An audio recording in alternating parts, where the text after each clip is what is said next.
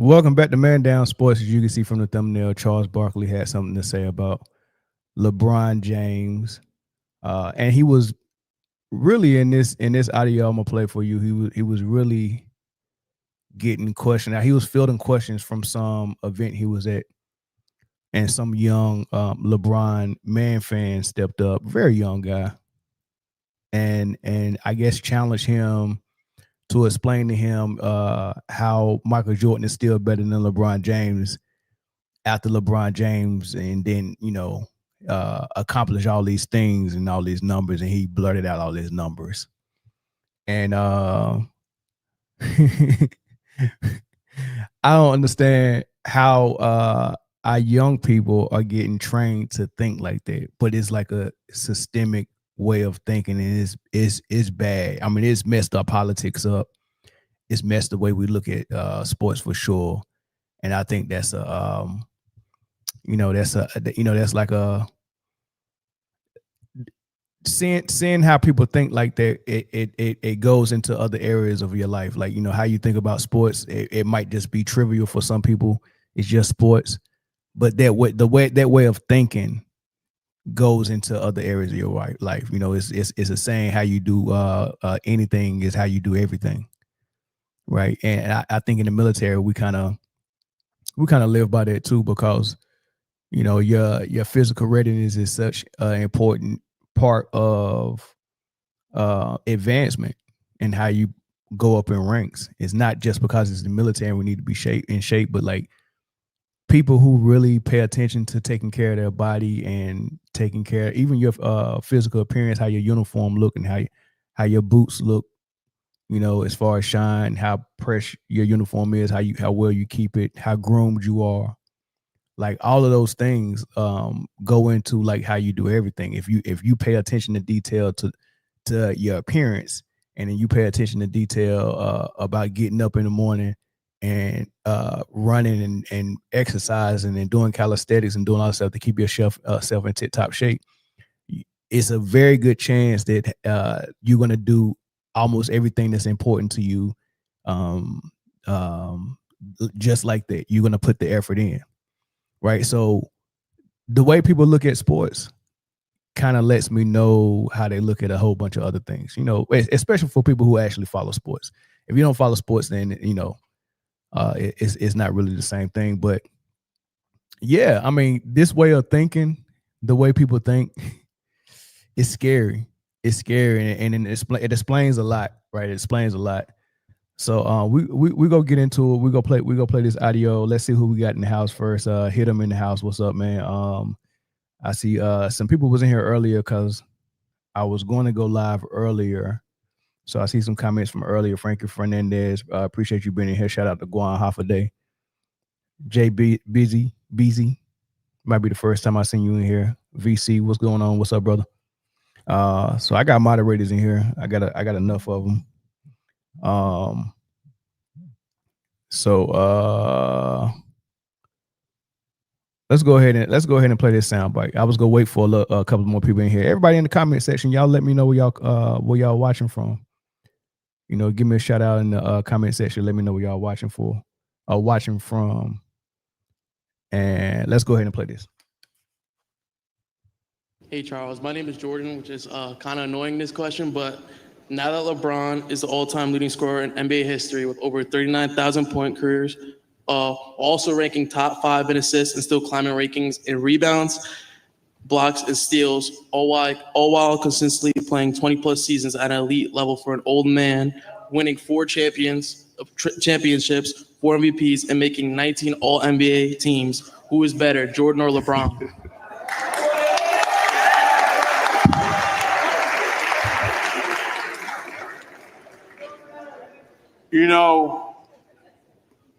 Those are some incredible stats. They are. Those are some incredible stats. I'm never going to say anything bad about LeBron, I told you. I think he's the 3rd best player I've ever seen play after Michael and Kobe. It's just different eras. I love LeBron. I'm not going to say anything bad about him. He didn't go to college for 3 years. You have to factor that in also. He had a 4-year, 3-year head start on Michael. Okay, since you want me that. So, I'm going to just give a couple of things about, if he wanted to do it fair, he would say, well, how many games did Michael Jordan play compared to LeBron?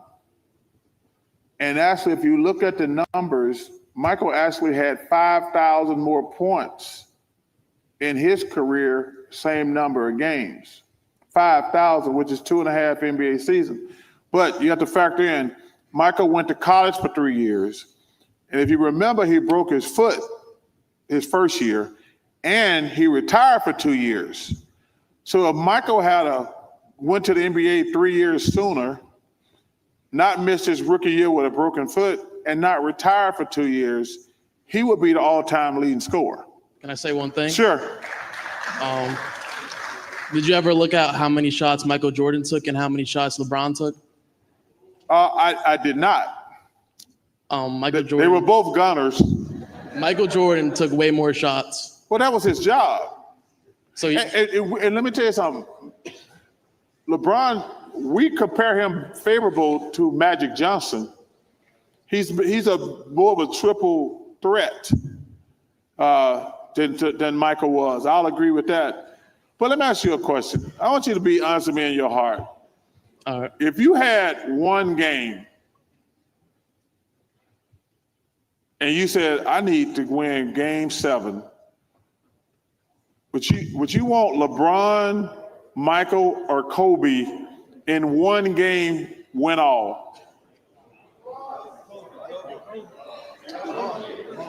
LeBron. Okay. Let's go back to Cleveland. Okay, so so a couple of things to point out in there, and is I kind of want to get into. Okay, I got that good. All right. So I kind of want to get into first and foremost. He named off all of LeBron's accolades as his reasoning why. I mean, pretty much he said, do you still think, pretty much what he was saying is, do you still think Michael Jordan is the GOAT after LeBron has accomplished this many points, this many rebounds, this many steals, right? And this many all NBA teams, right? So all of those accolades was his evidence to why LeBron should be considered better.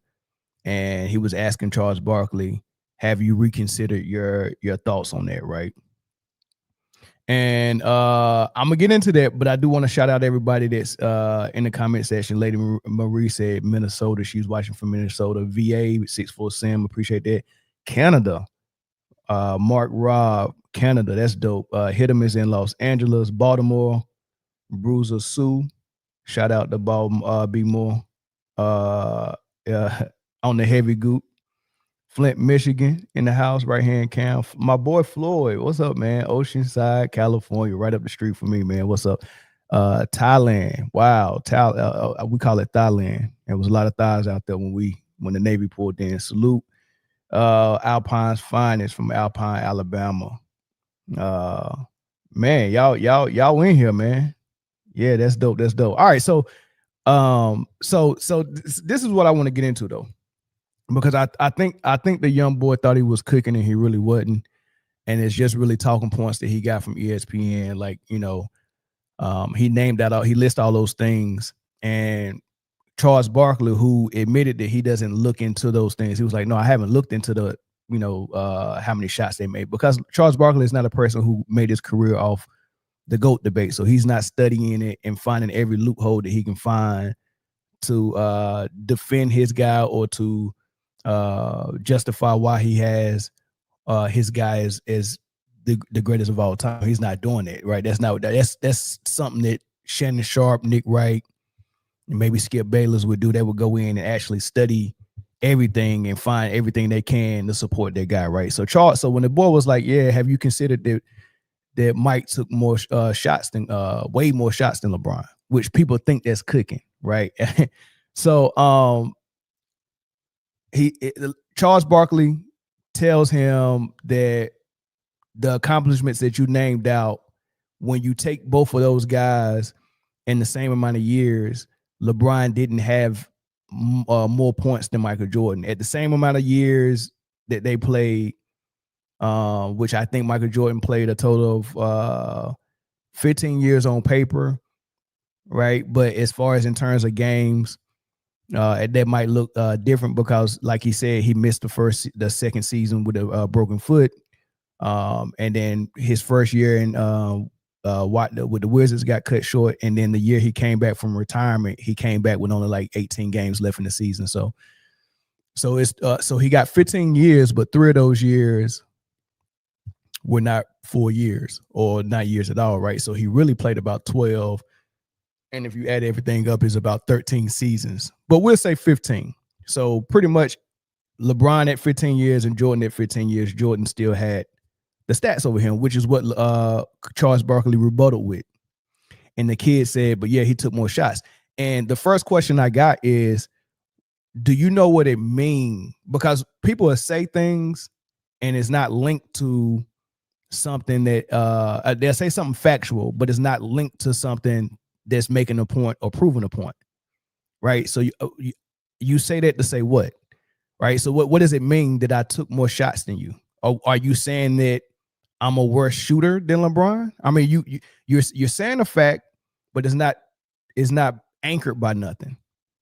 You get what I'm saying? It's almost like if I'm turning in my performance evaluation at work, and then I say I took 3 classes, and what does it mean you took 3 classes? You want credit for taking 3 classes, or are you telling me you took 3 classes that actually enhance an area of your expertise that actually contributes to what your job description is? Right. So it has to mean something. You just can't make a empty statement with nothing anchoring it. LeBron took less shots than Michael Jordan, and what does that mean? So first and foremost, he doesn't even know why a player like, because Michael Jordan and LeBron James, they both shoot about 50% for their career field goal percentage. So it's very easy to figure out why one player can shoot 50% and another player can shoot 50%. They both average, let's say 30, just to round it off.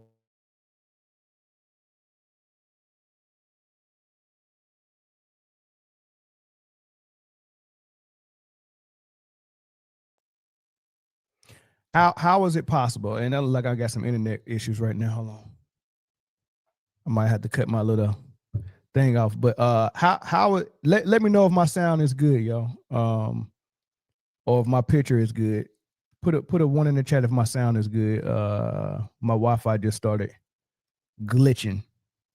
All right, so we look like we're good now. All right, so how is it possible that we both can average the same amount of points, shoot the same field goal percentage, but one shoots more and one shoots less? Like, use your brain, kid. What does that mean? And it's very obvious. It means that one of them shot more threes. If listen, if I scored 30 points in this game and you scored 30 points in this game, but I took 5 less shots than you, that means somebody either shot more free throws or shot more threes. How can we get the same amount of points on the same field goal percentage and one person shoot less shots?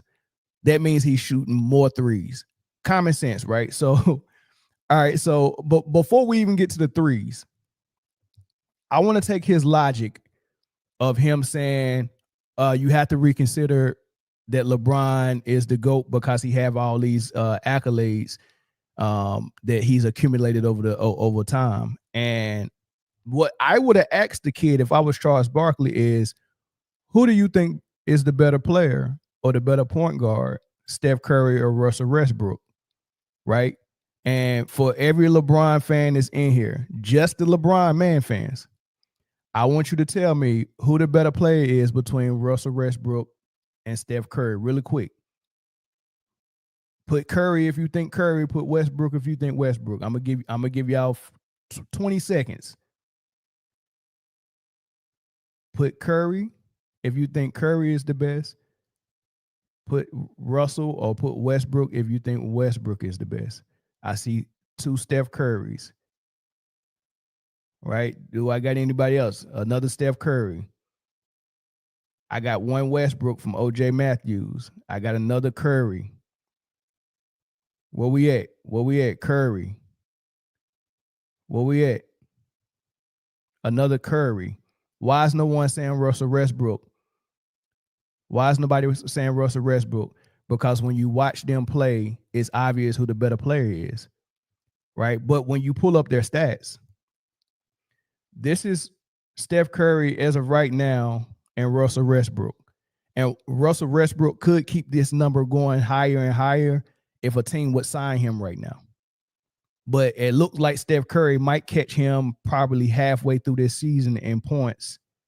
Because Westbrook won't be here to put no points up. But as of right now, Russell Westbrook has more total points than Steph Curry. He has double the assists as Steph Curry. He has way more rebounds than Steph Curry. He has more steals than Steph Curry. And he has more blocks than Steph Curry. That's what it looks like when you look at the totals. So by the logic that the kid gave us, we should be reconsidering who the better player is between Russell Westbrook and Steph Curry.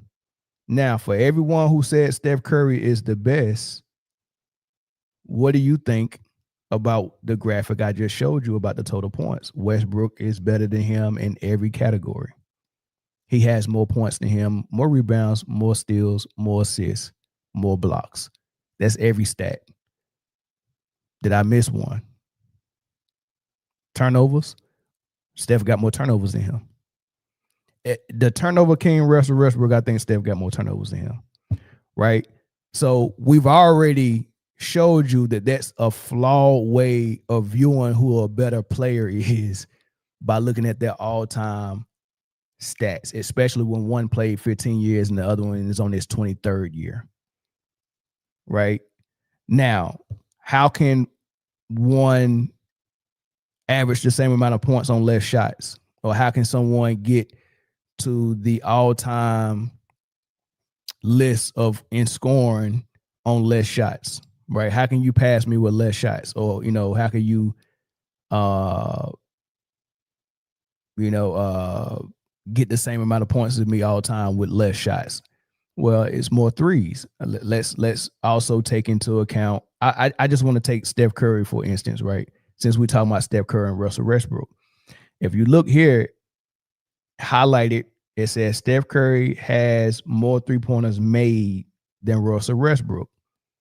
He's made 2,600, almost 2,700 more threes than Russell Westbrook. And then you see in the bright red circle, it said he's attempted 5,000, over 5,000 more threes than Russ. He shot over 5,000 more threes than Russell Westbrook. Right? So it's going to be obvious if I made more threes, then I'm going to get to the same, like I'm probably going to get to the same amount of points as you all time in less shots because I made more threes. Right? And it's not even factoring in free throws. The threes by itself tells the story. So if Steph is a three-point shooter, Russ is not. But Russ still takes enough threes. In this era, everybody's taking threes. But Steph has taken 5,000 more threes than Russ. He's a three-point shooter. Like, so if a three-point shooter is taking 5,000 more threes than Russ, and Russ not a three-point shooter, that's big time. I wonder how many more threes has LeBron taken than Michael Jordan.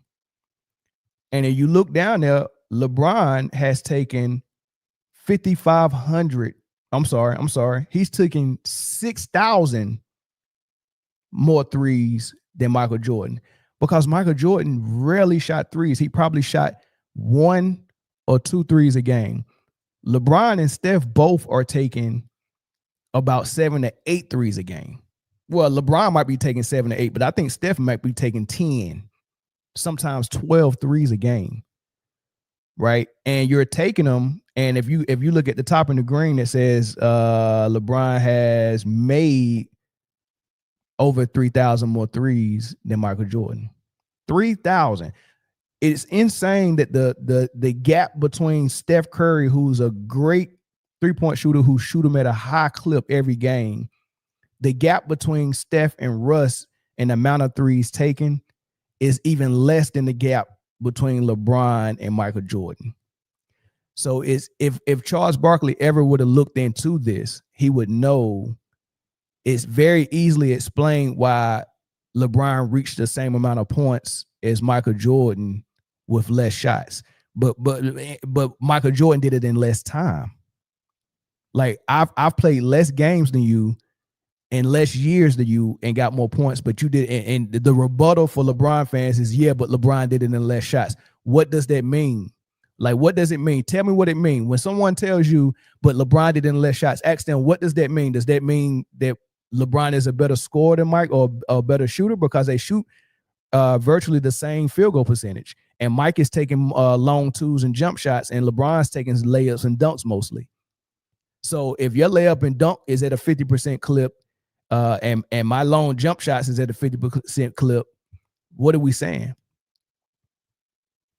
Right. So what are you saying by telling someone that LeBron has done this in least less shots than Michael Jordan? That's not that Michael Jordan is not a bad shooter. He's shooting it at 50% or above.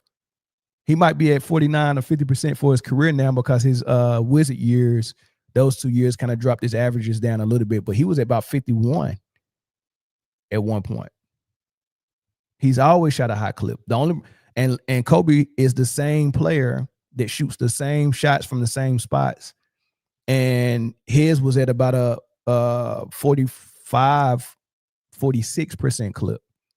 So that's the knock on him. He's a little bit below 50%, but he's a jump shooter as well that also took threes. He took more threes than Mike. Right. So it's not an accomplishment, man, fans, that LeBron has done this in less shots. Right. Less shots doesn't mean anything. But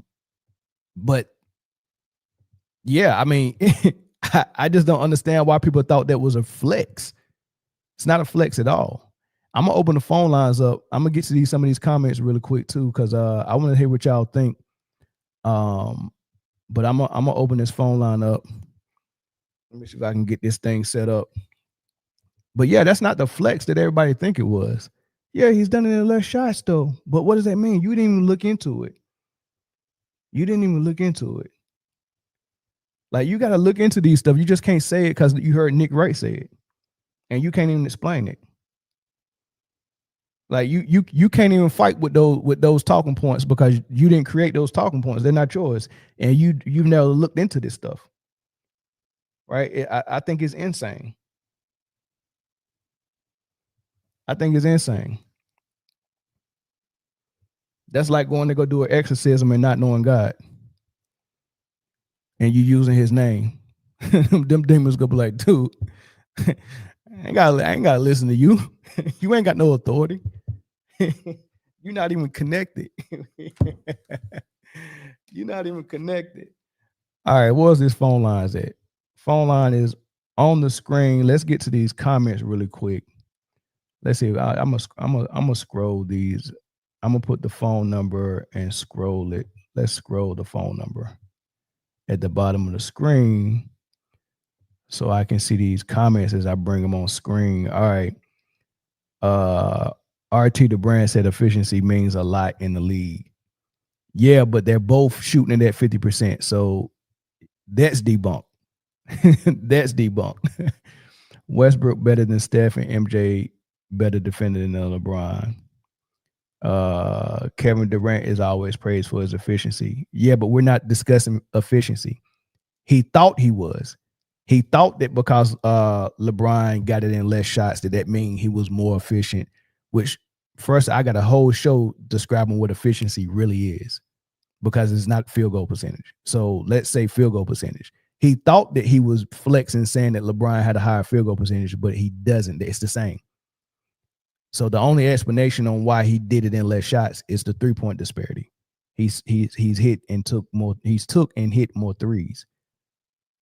6, 7, 8 a game to Mike's 1 a game. I bet you didn't know that LeBron has avoided going in the post more than Jordan. He said answer when rebrand call. I answer when rebrand call. Let's see.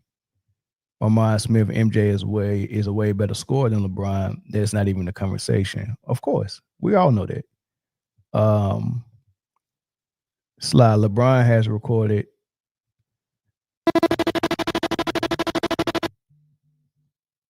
he said, hold on, let me see. He said LeBron has recorded a 65-2 record when he eat a Filet-O-Fish with extra tartar meal from McDonald's as a pregame meal. Y'all so that gonna silly, man. Caller from Vancouver, man. What's up? What's your thoughts, bro? What's up, man? First of all, good morning. How's your morning been? Man, I'm good, man. I'm trying out this new. I think I'm gonna do a morning show every morning, man. How y'all gonna be here for that? Sure. Oh, yeah, I'm about to. If anything, I'll just watch it later. I'm actually getting ready for work here in a second.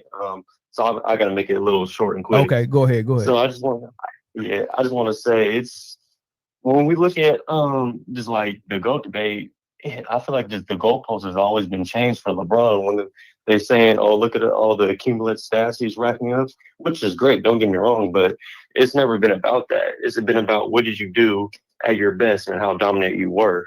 And when you look at that, Jordan's been the most dominant player we've probably ever seen in his prime. Just through like the winning, his play style, playing offense and defense. And when we talk about cumulative stats, nobody says John Stockton's the greatest point guard of all time or the best passer of all time just because he has the most assists. Exactly. Everybody knows this Magic Johnson. So exactly. I don't get this whole if you're the number one points leader now you're the best scorer. Like nobody said that Kareem was a better scorer than Kobe Bryant or Michael Jordan. So that's all I just want to say. Yeah, and look, before you go, and I don't have a problem with if there's someone's logic, right? But I will apply that logic across the board, and I want to see consistency. So the first person I thought about was Westbrook and Curry. I said I want to see what their numbers look like, right? Because everyone obviously knows Steph. I mean, like if you really look at it, like Steph ain't even top 25 in scoring. Kevin Durant is already almost he's approaching top 10, and people still won't say Kevin Durant is better than Curry. So it don't matter with those numbers. It's just based on who you like for some people. But what I want to see is whatever logic you're applying to the top conversation, which is GOAT. Like that's the tippity top conversation when it comes to individual players. The GOAT. Yeah, right. Yeah, so I don't like that. That logic you apply to that, does it apply to everything? Is Curry a better player than Westbrook? And when people tell me he is, and I and they had the logic that I just heard from this kid, I got questions. That's all. Exactly. And I just feel like people just look at the top. A lot of people just don't watch the game of basketball. They just look at the stats. Like people say, like this is a silly argument. When people say LeBron James is a better shooter than Kobe Bryant, they'll look at their 3-point percentage and their field goal. First of all, Kobe Bryant was more of a jump shooter. LeBron wasn't. But if you say who's the greatest shooter of all time, 90% of people are probably going to say Steph Curry. But Steve Kerr, I believe, has the highest 3-point percentage in NBA history. And nobody would say Steve Kerr was a better shooter than Curry. Correct. Nobody would say Steph Curry daddy is a better shooter, but he might just be. You know what I mean? And yeah, and so and maybe Mark Price was as well, and Steve Nash was a great shooter, and Dale Ellis was a great shooter. You were saying a lot about Mark Price. I gotta watch more Mark Price's like highlights. I watched some when he was playing against Jordan in the playoffs, but I haven't just like really analyzed his game too much. Mark Price was a problem back then, man. He was ahead of his time. Yeah, I mean, it's not that many people that was ahead of that time. Mark Price was like seriously, man. Mark Price was that dude. If it wasn't for them knee injuries, man, sheesh, dude was a problem. Cool. I'm about to look up some more Mark Price film just because you're saying it. Yeah, go ahead, man. All right, thanks for the call though. All right, appreciate it, man. All right. Yeah, I mean, think of it this way. Mark Price was the leader and the leading scorer on that very competitive Cleveland Cavs team. And that Cleveland Cavs team had a prime pre-injury Ron Harper that everyone says was on par with Michael Jordan back then, and they got his highlights mixed up with Mike and Ron Harper. With they always say, oh, when he joined the Bulls, that's why they was a super team. They had Ron Harper. They had Ron Harper, and Mark Price was still the go-to guy and the best player on that team. They had Brad Daugherty, great 7-foot center, one of the best. They had him. They had Hart Rod Williams coming off the bench, another great 7-foot center. They had Larry Nance. They had Gerald Wilkins. I'm not saying Gerald Wilkins was an all-star, but he was another good player. Steve Kerr, that they tell us that Steve Kerr was such a great shooter, and he contributed to a super team with the Bulls, even though he barely got in the game most times. And when he did, he played like 10 to 11 minutes and couldn't guard a parked car. Right, this dude was buried in the bench with Cleveland because Mark Price was that good. The backup point guard for the Cavs was Terrell Brandon, who after Mark Price retired turned into an all-star in Cleveland. Right, that's how good that Cleveland team was. Steve Kerr couldn't even get in the game. They had Craig Elo as well. Like, the team was stacked across the board. That's what they had. That's why everybody was picking them to beat the Bulls. And that's why Michael Jordan beat them on that buzzer beater. That was such a big thing. That's why they was down in that series, and they was writing in the newspaper and saying that the Bulls wasn't going to get out of the series. And Michael Jordan proved them wrong. Right. And I'm saying all that because with all those studs on that team, Mark Price was the guy. Floyd said, do we take in consideration longevity if someone is to go? I don't. Well, no, I take everything into consideration. So let's say that, but it depends on how much weight you put on it. Like, how much does longevity mean to you in the GOAT debate? Because in my opinion, what means the most to me when talking about the GOAT debate is who the better player is. Right. So that's the biggest piece of the pie. Right. Who is the better player? Then we talk about how much you won. And then based on how much you won, what was the degree of difficulty when you won? And in my opinion, Michael Jordan was the better player when we're comparing him to LeBron. And like Charles Barkley said, so was Kobe Bryant a better player. So check for Kobe and Mike being a better player than LeBron. As far as how much they won, check for Kobe and Mike again. Mike won 6 times, Kobe won 5 times, LeBron won 4 times. And then the degree of difficulty, the better era and the harder era to play in was the era that Michael Jordan played in because of the physicality and the balance in the league as far as what the superstars were. Like back then, each team had one superstar supported by a co-star that was either an all-star or a fringe superstar. All right. And then some teams just had one superstar and that's it. Right. So I think like Patrick Ewing was a lone superstar. He didn't have a all-star co-star or a superstar co-star. So he had one. Olajuwon was a lone superstar. He had very good pieces around him. Like even with Barkley had very good complementary pieces. So a lot of teams that was able to advance in the playoffs, David Robinson, Ewing, Olajuwon, they were the lone superstar on their team. Michael Jordan, Karl Malone, guys of that nature, even Charles Barkley when he was at Phoenix, there were superstars and their co-star was either an all-star or a fringe superstar. I think Scottie Pippen was, at the beginning approaching that all-star level, and he got to a superstar level, in my opinion, especially after Michael Jordan retired the first time and Pippen had to do more for his team.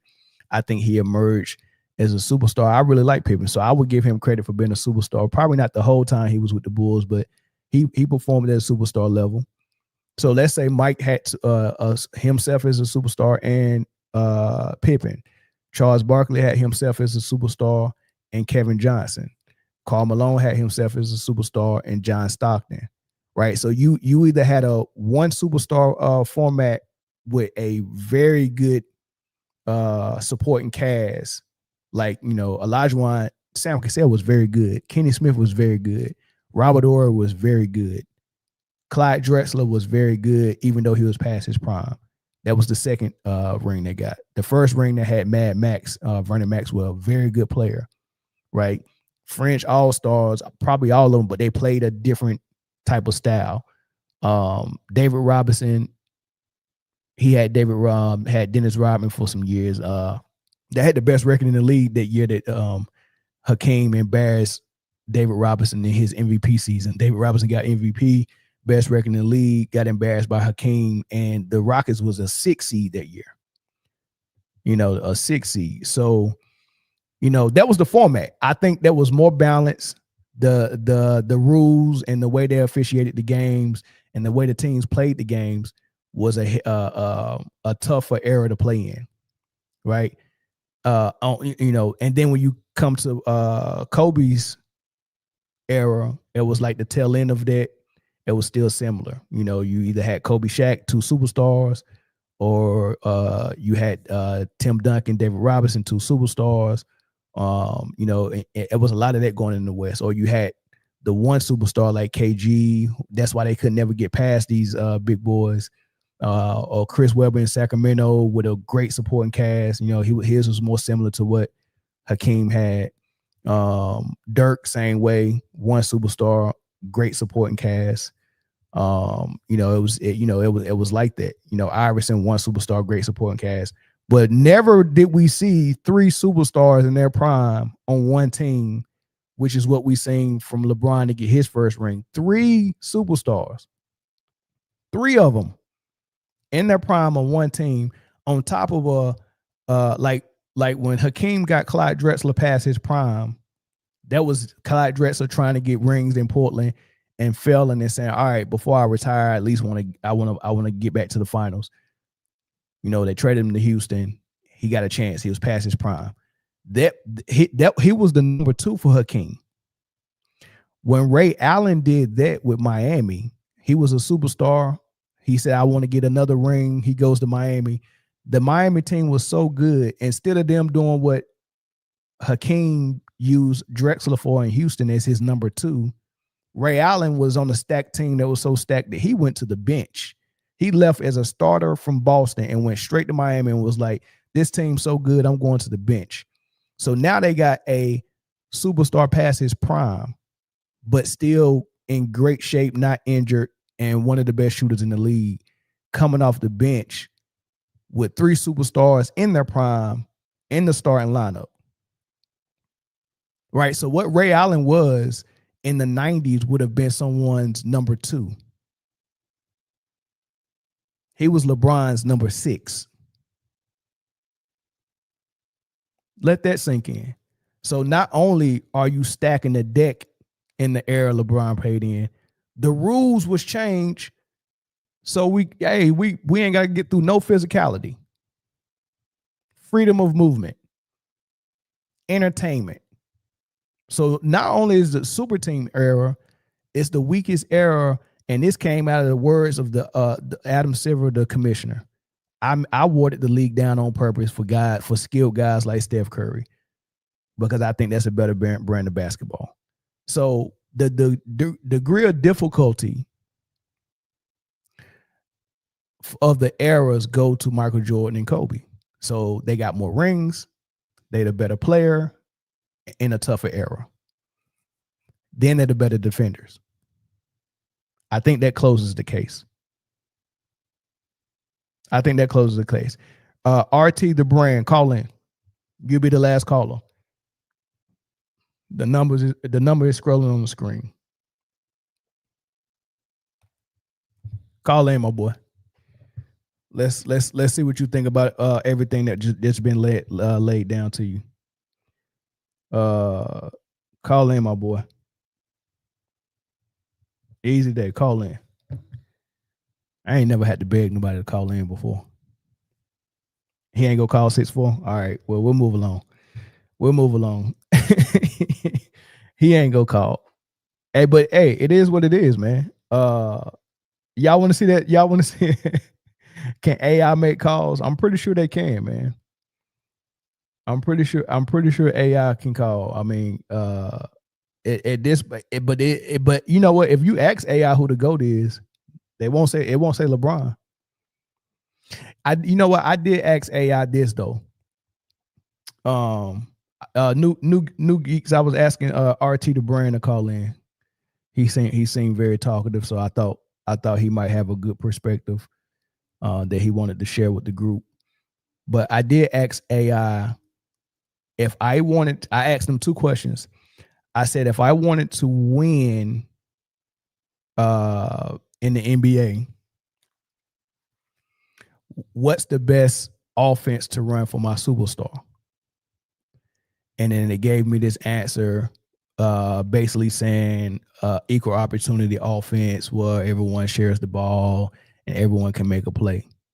Then I said, if I want triple doubles, what is the best offense to run? And it described the offense that you see Luka run, the offense that Harden ran with the Rockets, the offense Westbrook ran with the Thunder, the offense LeBron has been running his whole career, and the offense that Jokic runs, right?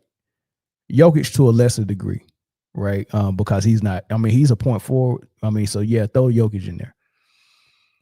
So AI is telling us that if you want to win, you share the ball equally where everyone can make plays.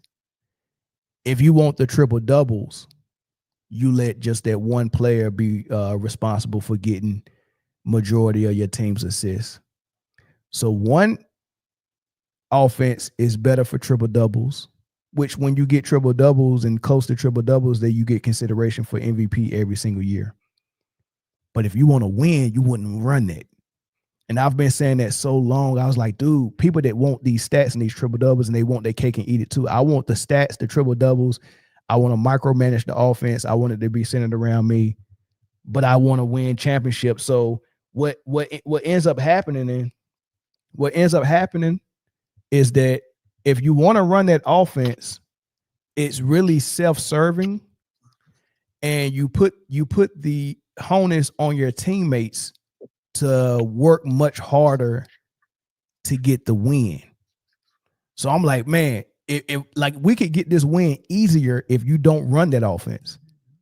But they don't want to do that. They was like, we want to do both. We want to run that offense so he can get his numbers, but we also want to win. So now you just got to go find these special players. And in a lot of cases, especially in LeBron's case, you have to go get players that are so good that it don't matter what offense you run, they can figure it out. Right. And that's why LeBron always has to have a co-star who's a better scorer than him. I don't remember. I mean, bro, it's hard to find Michael Jordan playing on a team where his co-star was a better scorer than him. Like, you know, the play ends with me. Like, and even with Luka, to make it work for Luka, his co-star got to be a better scorer than him. Like Dallas didn't really work until Kyrie showed up. And they knew it because they was like, man, whatever he did for LeBron, like Mark Cuban said this in the interview, we figured that he can come do this. He already done it for LeBron. He can come do it for Luka. They figured like, but you have to go find this unbelievable, unstoppable score, because while we're running this horrible offense, we got 24 seconds to get a shot. If we fail in the first 15 to 18 seconds, we can just reverse the floor to this great score and say, go get a bucket. And he's got to do that at a high percentage. And he's got to do that where he's able to get 25 points a game.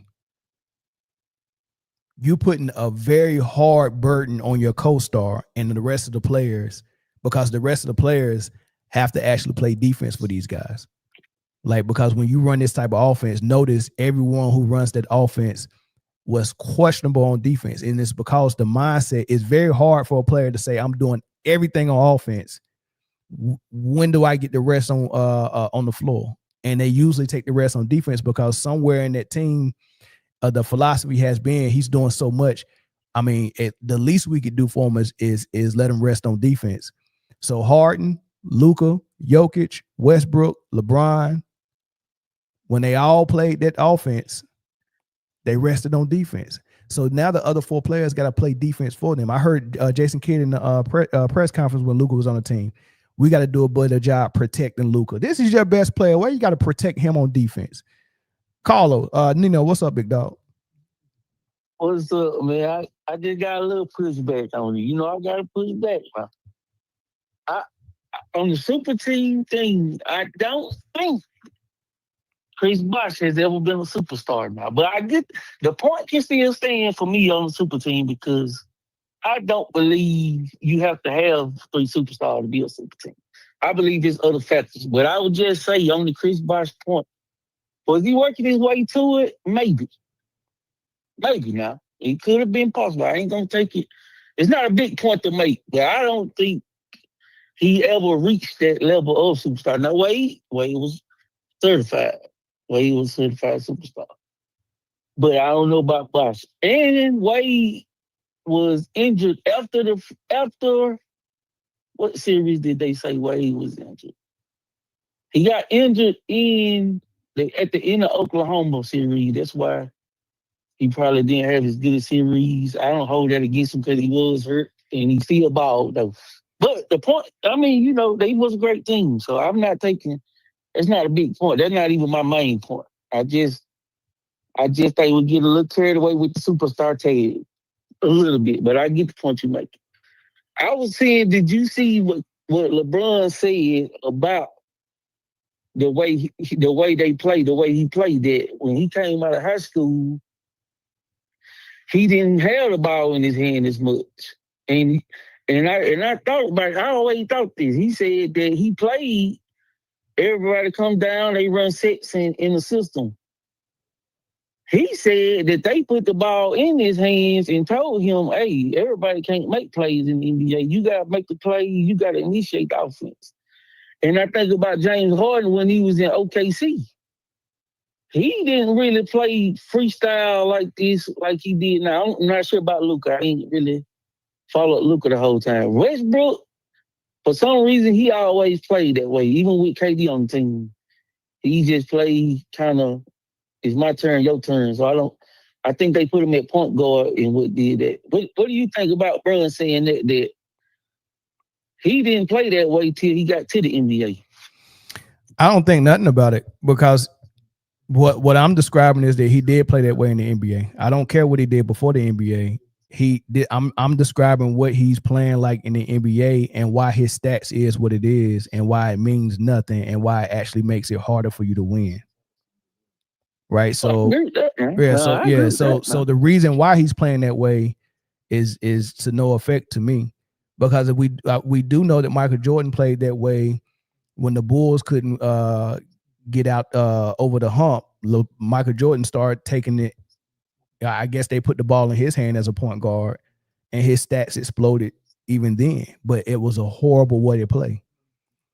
Right. So what I'm asking you is, Mel, because I know, because you're finna break down, and I agree exactly.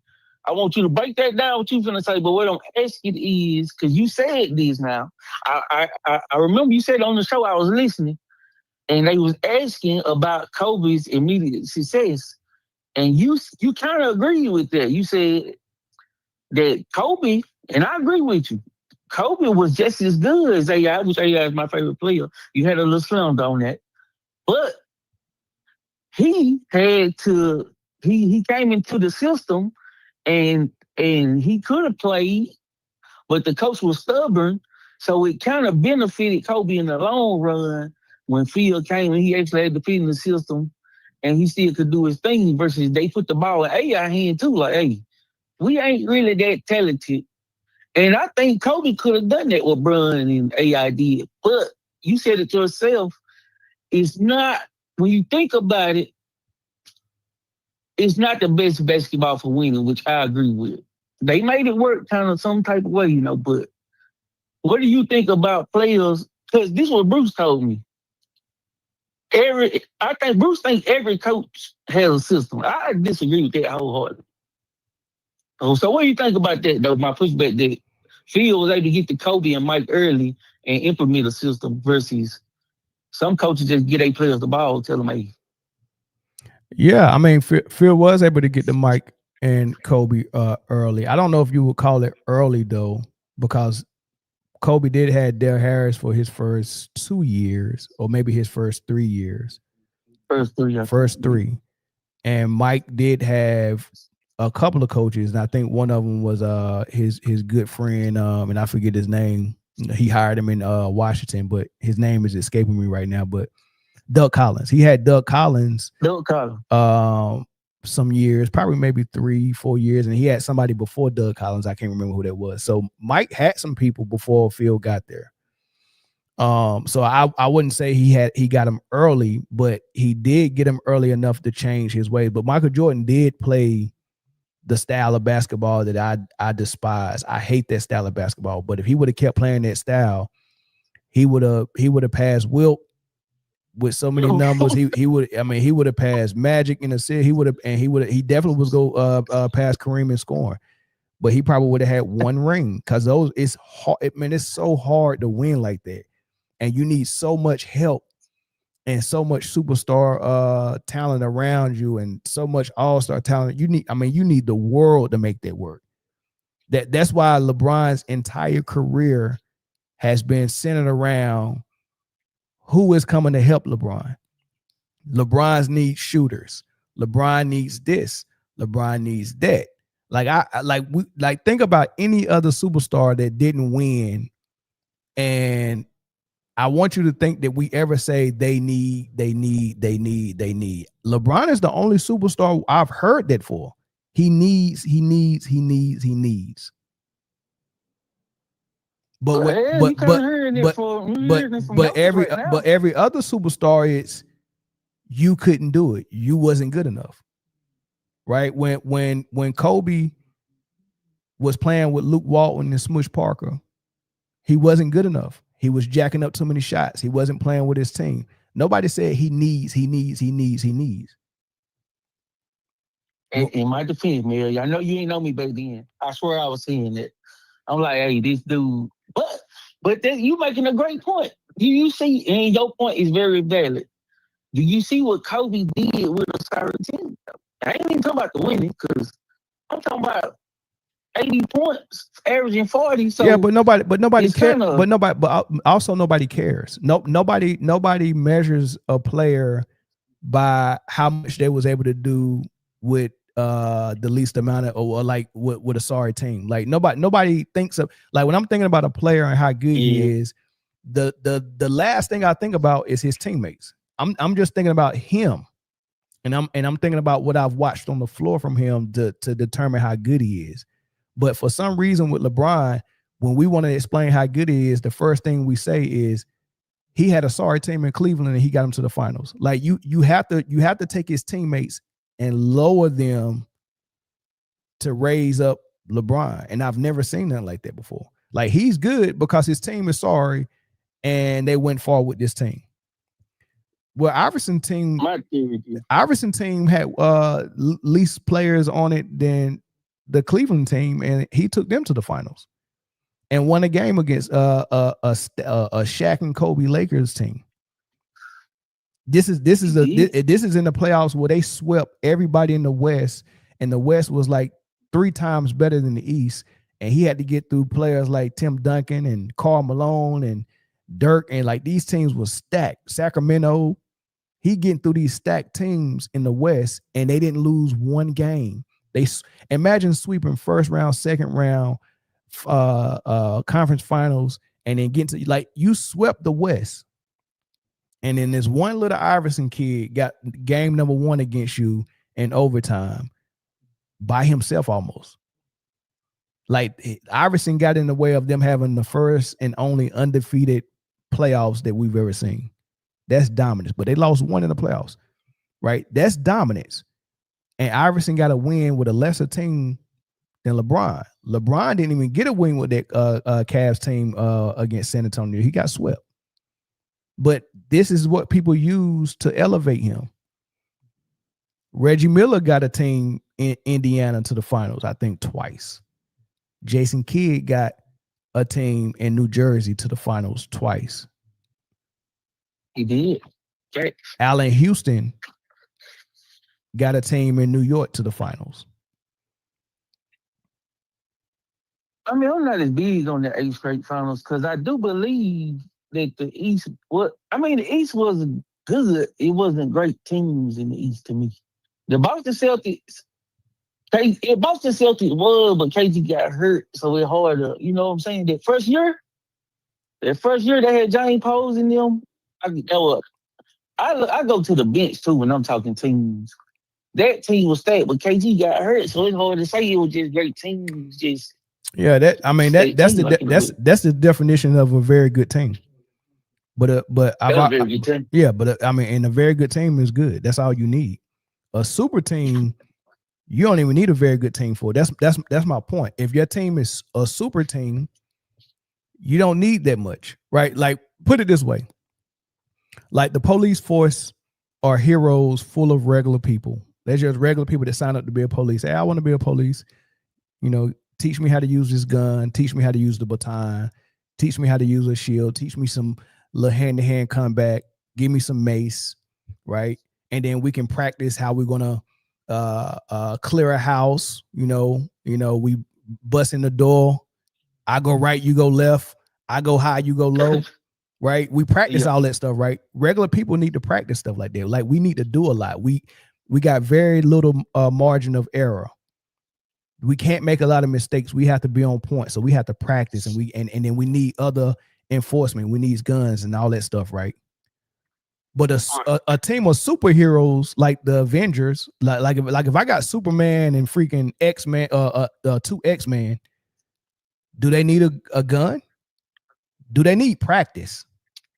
Like for the same goal, like if a police force wanted to go in and rescue a hostage from a hostage situation in the house, we want to get in the house, get the dude out of there, whatever we need to do. A team of 3 superheroes and a team of 3 police officers is going to approach it way different. And who you think got the least margin of error, and who you think need the most help on their side to make it work? Not the superheroes. So that's the same thing with super teams. Like, you can have a very good team, but you need so much for it to go right. You need great coaching. You need great defense, great offense. You got to be consistent, right? You got to run a good offense. You got, you have to have a good philosophy. In most cases, a regular team, it takes about 3 to 4 years for you to actually gel. I heard Michael Jordan say when Phil first got there, it took them 3 years to learn the triangle 100%, right? It took them about 3 years to learn a triangle. So you just can't take a team and then they lost to Detroit like 2 years in a row before they got to the finals, maybe 3 years in a row before they got to the finals. So it takes time for a regular team to develop into a contender. But a super team can get, like Miami, when Miami Heat joined Bosh, Wade, LeBron, they ran a horrible offense. They couldn't figure out who was going to take the shot at the end, LeBron or Wade. Sometimes Wade to defer to LeBron to defer to Wade. Bosh didn't know his real role. They didn't have a real offense. And they started out like 0-4, and they still made it to the finals. That's the difference between a regular team and a super team. The margin of error is huge because you got 3 superstars on it. You got 3 superheroes. You got Superman and you got 2 X-Men. I will not deny. Right. It comes in. Yeah. So that's what a super team is. When you got 3 superheroes on your team, you don't need a full team, and you don't need a lot of time for you to develop and gel. They made it to the finals without a real offense. They did, but they wasn't a great, what I call great team. So let me ask you this, if we got time. The Cleveland team is not considered a super team by most. And you talking about Kyrie, Kevin Love, LeBron, J.R. Smith? Right. They saying Kyrie wasn't this year and all this. Yeah. My theory, and I always say this, because I don't just say super team, whatever. But my theory is the Cavaliers team was better than the Heat because of the fit. Because, like you said, Wade and Bron kind of does the same thing in a sense. Kyrie, now we can talk about everything, y'all, everybody talking crazy about Kyrie and all that. One thing we can't deny is Kyrie put that ball in the hole now. Yeah. And K-Love stretched the flow good. And the bench, though, Shump, JR, Shannon Fry. Man, that team was 8-9 deep. So do you think the 8 or 9 deep team like we seeing now? We seeing teams get their 8 or 9 deep. Are you taking that over the 3 big players that's supposed to be, 3 great players on the front end? I mean, me personally, I value the one superstar with a really good co-star and good role players placed around him that plays really great defense and runs a really great offense. I prefer that because I've seen that win more often than not. The super team, though, it's hard for, like, if you got an opportunity to get one, it makes everything easier for you. And sometimes easy ain't the best way, but in Golden State's case, adding KD to Steph and Clay, and if you think Clay was a superstar at that time, then that was a super team. And like their skill sets was so unique and so hard for the league to guard because it was based on shooting and everything else. Like it wasn't based on them driving to the hole with a head full of steam like Giannis, LeBron, or Wade. It was more nuance to the game. So it's hard to turn that down. If I get an opportunity to get Steph, Clay, and KD, I might want that. Like seriously, I might want that for real. But you can't turn down a Shaq and Kobe or Pippen and Jordan either. You can't turn down Shaq and Kobe, man. Yeah, Pippen and Jordan. Yeah, Pippen and Jordan. Shaq and Kobe in a triangle with a good supporting cast, and Pippen and Jordan in the triangle with a good supporting cast. Bro, can't turn that down. I'm taking. I ain't gonna tell you. I ain't gonna even start that. I'm taking Shaq and Kobe, man. I'm talking about by two. I'm glad you spoke on it because I'm a basketball fan first. Let me tell your audience this. I like Bron. I like Kobe. Everybody, but by 2002, 2001, hey, Kobe was the animal now. Yeah, it was a lot of people. If you remember watching the league at that time, it was a lot of people already comparing him to Jordan while he was still playing with Shaq, and already saying that he coming from Jordan and he might be the best player we've seen. He next. They was already saying it. And even Shaq said it. Even Shaq said Kobe was the best while they were still playing together. Like he used to say it all the time, but like Gil said, they was comparing him to T-Mac at the time, but I don't know what happened. T-Mac got injured, well, nobody and I feel like they were saying that they had a brief period where they was comparing Kobe to Penny. Yeah, about a year. Yeah, but they compared him to Penny as well. And Kobe took offense to that, and every time he played Penny, he gave him work, right? And then Penny's injury took him out of that conversation, and Kobe's play as well.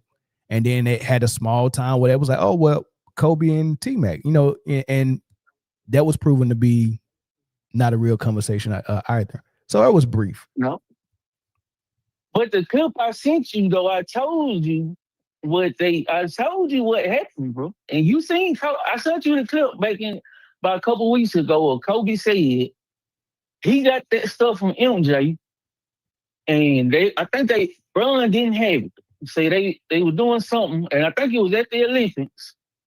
And the stuff he told Bron, and I told everybody, they lost to Dallas. Bron, check this game out if y'all get time. Bron never went to the post like Kobe do when if you know Kobe game, he go to that over there on the post, but it's not like a low post, kind of mid. Go look at Bron when he come back from over there with Kobe and see what he did to Kevin Durant. He wasn't taking Kevin Durant shooting off the ball or driving, kicking. Correct. He got Kevin Durant down there at that low block, and that's what Anthony Edwards need to learn. And, But and you know I'm what? loving the show. I'm glad you said that, because we're gonna get into that conversation next. I'm big. I like when you talk some hoops, man. It ain't No doubt. it ain't no hate talk. The real hoops talk. So For sure. even LeBron fan, we can't deny. You know? For sure. Appreciate the call, bro. All right, man. Yep. Oh yeah. Yeah. But yeah, man. Just for people who's joining late, you know, the young kid came on here and asked Charles Barkley, you know, how can he still consider Michael Jordan the GOAT over LeBron when LeBron has all these stats? And, you know, yeah, I just applied this logic across the board and said, how can you consider Steph Curry a better player than Westbrook when Westbrook had these stats over him? Points, assists, rebounds, steals, blocks, all better than Steph Curry and what Russell Westbrook's favor. Then the kid said, well, LeBron passed Michael Jordan in scoring with less shots, and that's easily explained by the amount of threes that LeBron took and made. He's took or attempted 6,000 more threes than Michael Jordan in his career, and he's made 3,000 more threes than Michael Jordan in his career. So when you take and make more threes, you're going to reach the same point total as me with less shots if you shoot 8 threes a game and I shoot 1 a game. Easily explainable. Let's move on. NBA preseason has been good. I've been watching some games, but it's very hard to watch all of them because it's football season. I was locked into the WNBA finals and the WNBA playoffs. So I was all over the place trying to watch all this stuff, man. Like, man, I'm watching preseason games. I'm watching NFL games that matter. I'm watching playoff games for WNBA. It's been a doozy, and it's been a wonderful time. I should have been creating just a lot of content during that time, but I liked the little bit of break I had. But I still been pushing some content out, but not a lot. But now it's NBA season, and you know I'm probably about to ramp it up. So what have I seen so far in the NBA? Well, I like Wemby. I like some of these rookies. Definitely number 1, Cooper Flag. I'm interested to see what Ant Edwards is going to do to change his game, because remember last year was all about the 3. This year he's made an assertive effort to play different. He had a long conversation with Michael Jordan. I don't know if he trained with Mike or just had conversations with him. But I think the conversation would be fruitful as well, because Carmelo Anthony said he would call and talk to Mike and get pointers, and so did Kobe call Mike and get pointers. So he don't even have to get in the gym with you like Hakeem.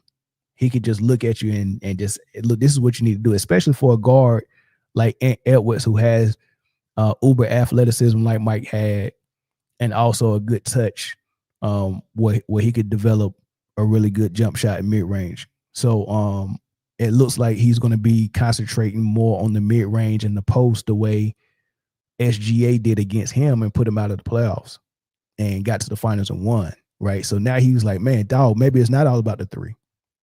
Maybe I can play with my back to the basket. And that's better, because when I got the ball at the top of the key asking for a screen so I can get a running start at the rim, it's very easy to double off that screen. I got to get a ball up because that's the right play.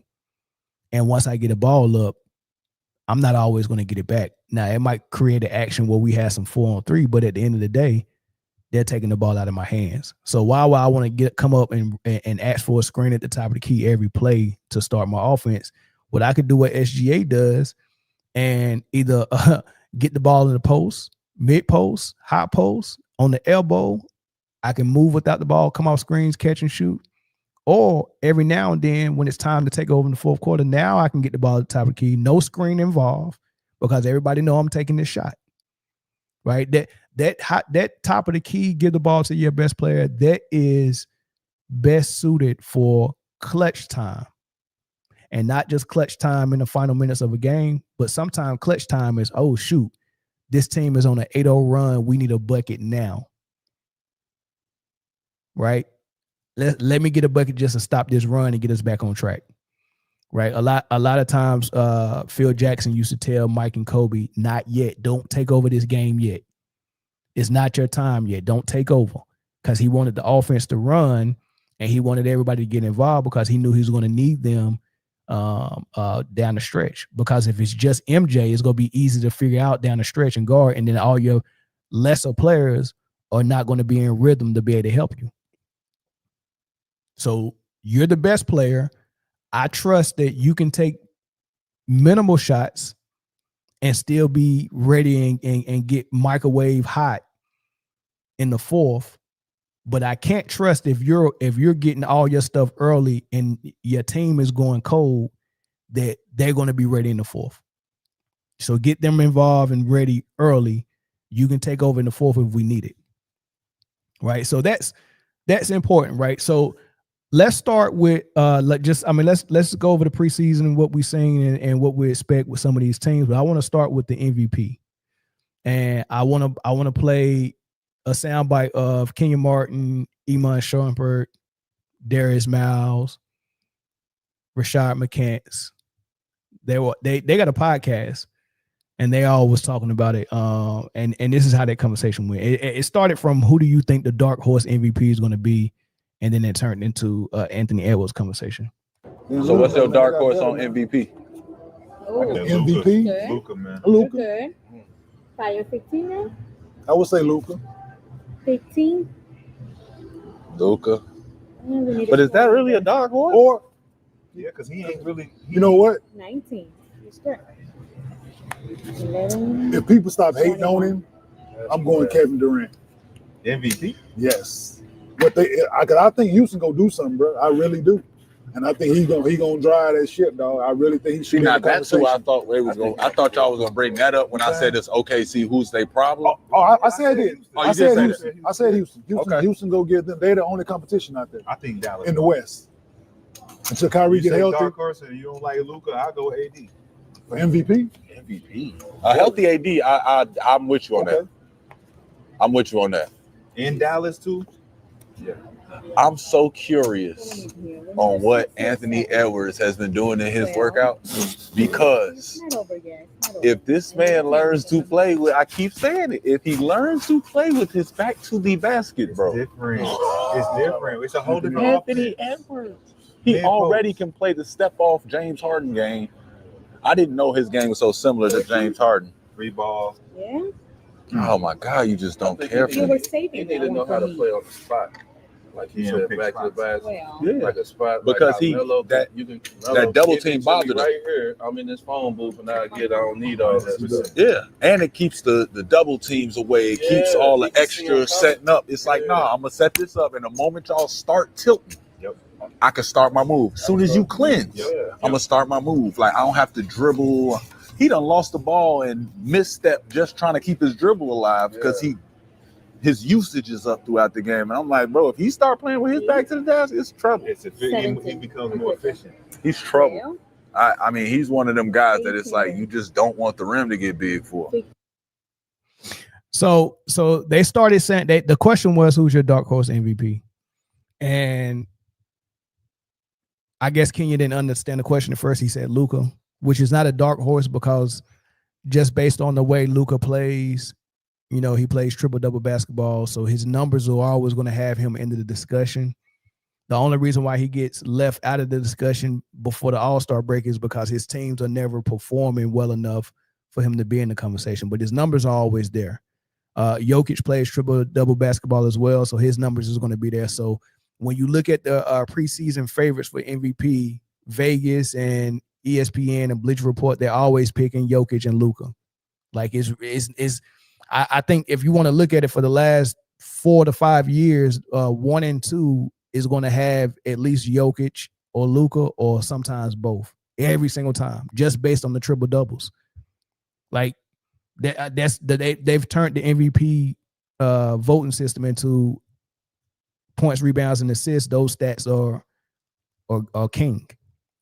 in their opinion, right? So, which I don't agree with that, but so dark horse wouldn't be the favorites, the favorites to win it.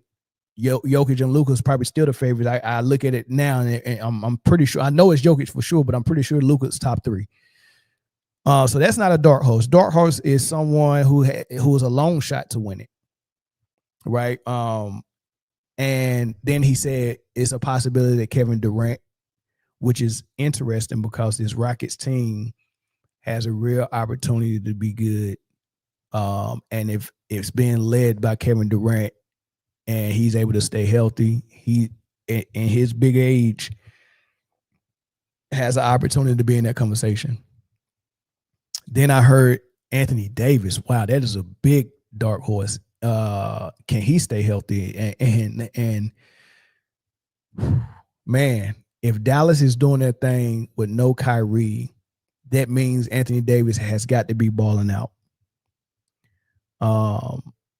But I think Cooper Flag is really going to be balling out and we'll talk about Cooper Flag, man, because I like what I see from Coop. It's going to be hard for the voters to decipher between a rookie of the year playing phenomenal with team success and then contributing it to AD enough to where he's an MVP candidate.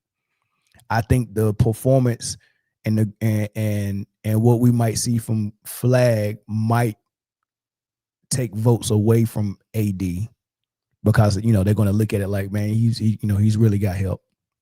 He's got a lot of help, right? And the story with Jokic is always triple doubles and he has no help. He's doing it all by himself. So that's going to be hard to beat. Like the Dallas Mavericks would have to have a record as good as the OKC Thunder had last year for anybody on that team to get consideration, right? Like you have to really outdo triple doubles. Like, because triple double has voters and media and fans in a freaking headlock. Triple doubles short circuit the brain. Like all basketball knowledge and fundamental goes out of the door as soon as they see a triple double. I seen it in the WNBA in the MVP votes. Like people looked at Alyssa Thomas and was like, oh my God, it's almost a triple double. She has to be MVP, right? And it just short circuits the brain because when we see that triple double, we think it means something that it doesn't mean. It's just accumulation of stats, and it's really a decision that the team has made to say, we want to play our offense to where you're the only person getting assists. And if you're a power forward or a center, it's also your job to rebound. You're down there most of the time, so you're going to get rebounds. So there's your 10 rebounds. And then all you got to do is get 10, 11, 12 points. And like in Alyssa Thomas' case, I think she was averaging like 14 points. Right? So 14 points, okay, cool. You're not even the leading scorer. You got 2 scorers better than you. It's the same thing that happened with Steve Nash. He wasn't even getting a triple-double. It was just points and assists. No defense, points and assists, no rebounds. I mean, I ain't saying no defense. Like if this is the base level defense you can play, and above that is excellent, and below that is a liability. Steve Nash was at a liability on defense. So you're a negative on defense, but since you get the assist for your team, no one else can get an assist. Everyone else are just shooters and screen setters. We're leaving it on one person to get assists. And then you can score a little bit too. So with him averaging about 15 and 12, but at least when he got one of his MVPs, Phoenix had one of the best records in the league. So you can't deny that. Right? But they're trying to give it to people just because points and assists or points, assists, and rebounds. They're trying to give it to people who don't have the best record in the league. Like SGA had the best record in the league, and that was like, well, we can explain that the team is a super team. So that's why their record is so good. Let's give it to someone who got they got almost 20 less wins because he almost got a triple-double. It just short circuits the brain. But anyway, I wasn't even supposed to be talking about triple-doubles, right? But that the MVP, that's probably why it's really a long shot for AD. it's not as long of a shot for KD. But then he got into the Ant-Man. And I thought that one was an interesting one. First of all, they lost would they lose Nikhil Alexander Walker? I think he went to Atlanta. Great defender, great role player off the bench. He could shoot. I like Nikhil. I wish they could have kept him, but I think they're going to play Dillingham more off that bench. Mike Conley might still start. Dillingham is damn good, y'all. As far as the little guys, the little point guards, and this might come back to bite me by saying this, but I think Dillingham is a better scorer than Trae Young. I don't know if he's a better player because Trae Young passing and his court presence as a lead guard is A+, and then his shooting is A+ from 3. I don't know if Dillingham 3 is as good as Trae's, but everything else inside the 3 with the ball handling. I mean, the dude can score. He plays like a 6, like Iverson was not a 6'6" guard, but he played like one. You know, the type of shots that he's getting to a spot and rising up and pulling up mid range, boom, boom. You don't see that much from someone that's like 6 foot, 6'1". That's what he is. He's about Trae size, right? But he gets his points like that, right? So it's gonna be interesting to see how that fits in that system. Hey, he's comfortable now. I think he's more developed and more adapt to the NBA game, the pro game. And I think you'll see maybe a breakout for him this year, and that's going to help Minnesota. So Minnesota, they might. I mean, Julius Randle in this offense for a second year. Naz Reid getting more time, and Anthony Edwards changing his approach to the game is going to transform that team. So look for Minnesota to be in the running record-wise at the top of the West. You know, definitely maybe top 3. You know, I think OKC will be up there. I think Houston will be up there. And I think Minnesota will be in that top 3-ish. All the experts are putting Denver number 2 right behind OKC. I don't see that. We'll talk about that too, right? So Minnesota, if their record is good and Anthony Edwards' approach to the game and his mind change, plus the way he already been playing defense, I think Anthony Edwards, that's a good pick for Dark Horse MVP. 100%. That is a daggone good pick. Let's see what y'all saying in the comments for Dark Horse. I see Cade Cunningham. I saw Zion. I see Giannis. I see Brunson. Yeah, those some good dark horses for sure. Definitely some good dark horses. Let's talk about the Rockets. So the Rockets got one of those situations where so when they play Golden State, and Golden State likes to play small ball in the playoffs. Well, they like to play small ball, but in the playoffs they got exposed by the Rockets. And Steven Adams playing alongside Sengun on the floor at the same time was a rebounding problem for Golden State.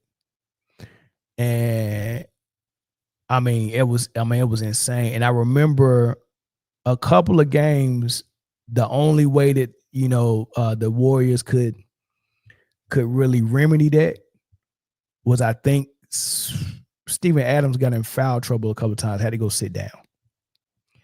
And then, they had to play their regular conventional lineup. Well, I don't think Udoka wanted to fall in that situation again, so he went and got another big that he can bring out there and be a problem. So they went and brought Clint Capella back to Houston. So they got Clint. As a matter of fact, let me pull this roster up. They got Clint Capella now, so if they ever want to play their big lineup, they still can even if Adams needs to go sit down. And then they added Kevin Durant, right? So what they needed from Jalen Green in the playoffs was inconsistent. He was inconsistent. What they needed from him, he wasn't giving it to him every game or most games. I think that changes with Kevin Durant on the roster now. It definitely changes. I mean, he's a proven scorer, right? And if he's healthy and he's playing in the offense that makes sense, I think he's going to be in good shape, and so are the Rockets. And then you still got this budding star in Sengun, who is definitely the second best big man in the league now, unless Embiid can return to form. You know, when Embiid was healthy, I thought he was the best big man in the league, if not tied for number one with Jokic. But Sengun is right there. He's right there, right? So, and I'm still pulling this roster up. I'm sorry. So, they just lost their point guard before the preseason started, and Van Vliet to ACL. It's possible they might get him back for the playoffs, but it's also possible, that's just too soon for him to come back. So I've already talked about this before. They got a decision to make with their starting lineup and what they want to do at point guard. And just like I talked about in Minnesota with Dillingham actually starting to look really good. I seen him in the preseason. Reed Shepherd in his second year. I think he can be instrumental for this team. And I seen him on the floor with some of the starters, and I liked it. Now, he's not going to have the ball in his hand a lot. I kind of compare it to how Peyton Pritchard plays in Boston. He's the point guard when he comes on the floor, but there are other people who are handling the point guard duties. But by size and as far as who he guards on defense, he's going to guard the point guards. He's going to play a little bit of point guard, but since he's such a great shooter, he's probably going to be off ball while a big like Jason Tatum or Jaylen Brown handles the ball, right? So Houston had that opportunity. They got our man Thompson, who I've seen him bring the ball up a little bit as well. So there's going to be a big lineup where our man Thompson is going to be the point at 6'7", right? But even when he's on the floor with Reed Shepherd, he probably still can bring the ball up while Reed Shepherd is off ball, but Reed can also bring it up as well. So that's something to look for, to see who they're going to come out on the floor with first. Reed Shepherd, Amen Thompson, Kevin Durant, Jabari Smith Jr., and Sengun is a good starting five to have. If they want to go more veteran, they can throw Aaron Holiday out there. He's never been a starter in this league, but when the team is stacked, your point guard is not, it don't have to be phenomenal.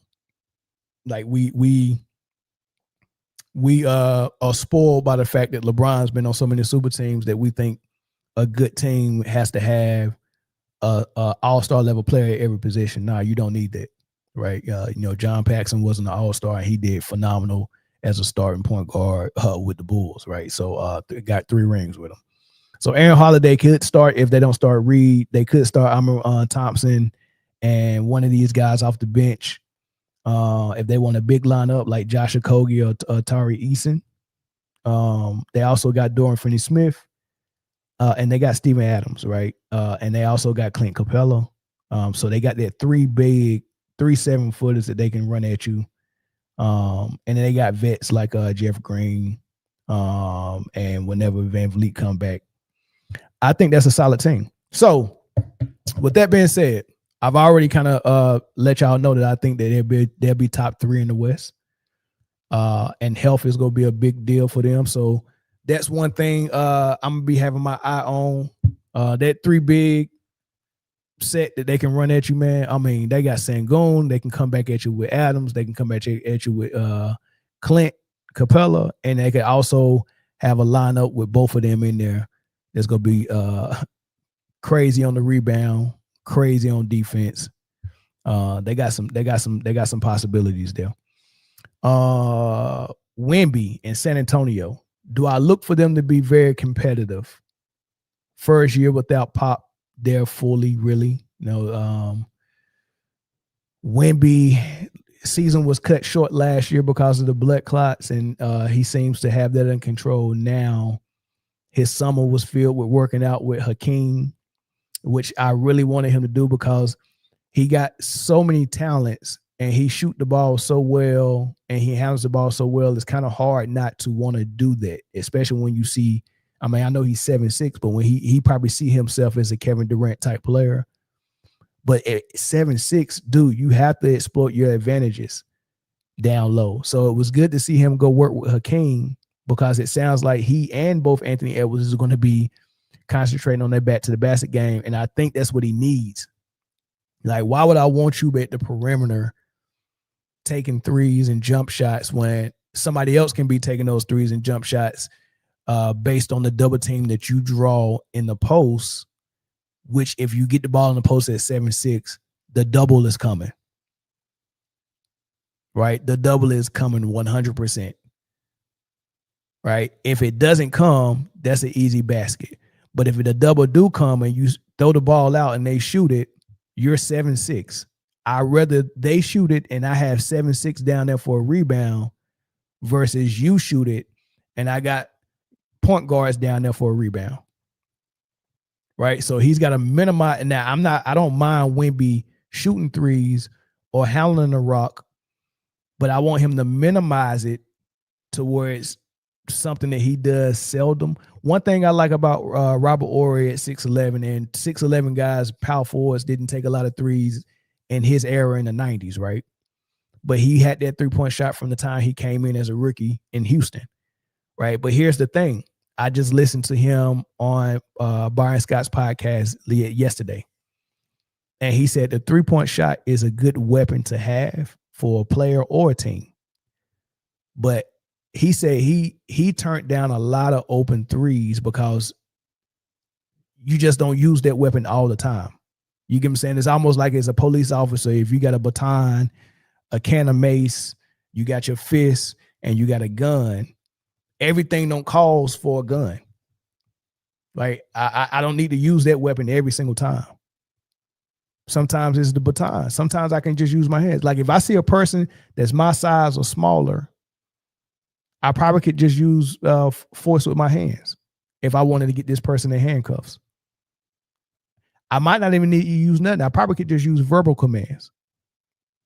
So it's an escalation of force. Verbal commands, physical. You get belligerent, I might have to rough you up. Anything more, okay, might have to use mace. If you start trying to fight me and you're bigger than me, I don't want to lose because then you go take my gun. So I might have to bring out that club. I can still fight you if you're bigger than me. I got an advantage with a club. What if you got a club?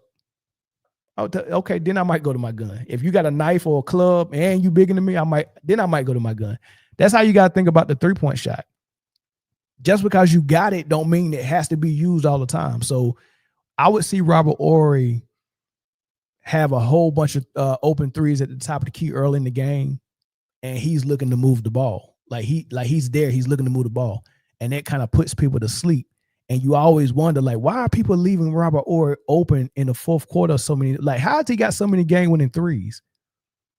It's because he didn't shoot a lot of them. So all this time, first 3 quarters of the game, he just taking, three-point shots when he's really wide open. But it's a lot of them that you don't completely have a contest on me. You're a couple of steps back, and I'm not forcing. I'm still running the offense. And it just lulls you to sleep. And then here comes the fourth quarter. You think you're the same thing. And then here comes Big Shot Bob with a 3. That's how I want Wemby to use his three-point shot. Minimize it. Don't take a lot of them. But use it as a weapon if needed.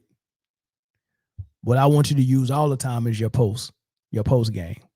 I don't even care if you're in the mid post. Get in the post. Just get down there. Right? So I want to see that. But then they got a phenomenal rookie in Dylan Harper, Ron Harper's son. I like him, left-handed. He's running the point very well. But here's the unique thing. They also got another great left-handed all-star level point guard in De'Aaron Fox. I'm going to be interested to see how they navigate that, how De'Aaron Fox get his minutes versus how Harper get his. Is Harper just a straight up backup, or are they going to use them both on the floor at the same time? That's going to be phenomenal to see how they use it.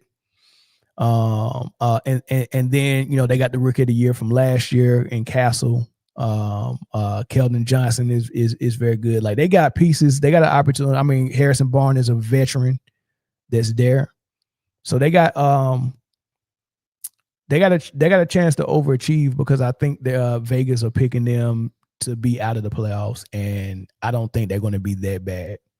I think San Antonio has an opportunity to be a play-in team for sure. But the West is stacked. So somebody's going to have to get left out. But I think that's cool. So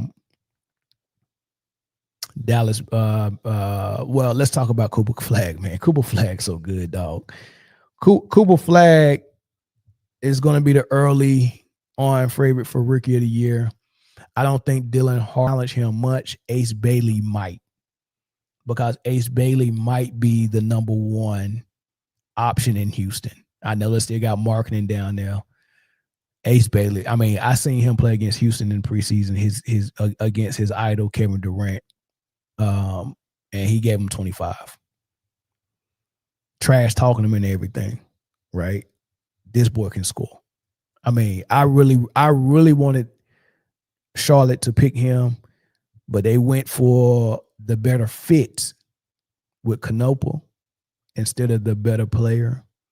They went for the better fit. And I think Ace Bailey been an aggressive scorer, along with Brandon Miller been an aggressive scorer, along with LaMelo Ball been an aggressive scorer. I guess they felt like that was a bad fit, but you got to take the best player, Charlotte. Like, Ace Bailey is a superstar in the making. He's a freaking superstar. So I would have had to just figure that out. Get him in there. Who knows? He might be better than Brandon Miller this year. And then you can figure out, okay, well, hey, do I trade one of these guys or what? You know, so Elise, Edgecombe as well. I'm gonna get to Philly because I want to talk about Joel Embiid. I haven't seen no full preseason games with them, but I seen him at practice with no knee brace on, moving pretty good. So that's gonna be cool as well. And Edgecombe is he's gonna challenge Paul George and Tyrese Maxey for shots, but he's also a guy who could just defend really well and be a guy that's you know that can score just off his speed and athleticism and his cutting and moving with all that stuff. The type of ways D Wade scored early in Miami. I think Edgecombe got that ability. So that's gonna be interesting. But I started this by talking about Cooper Flag. Hey man, I seen enough. I love him.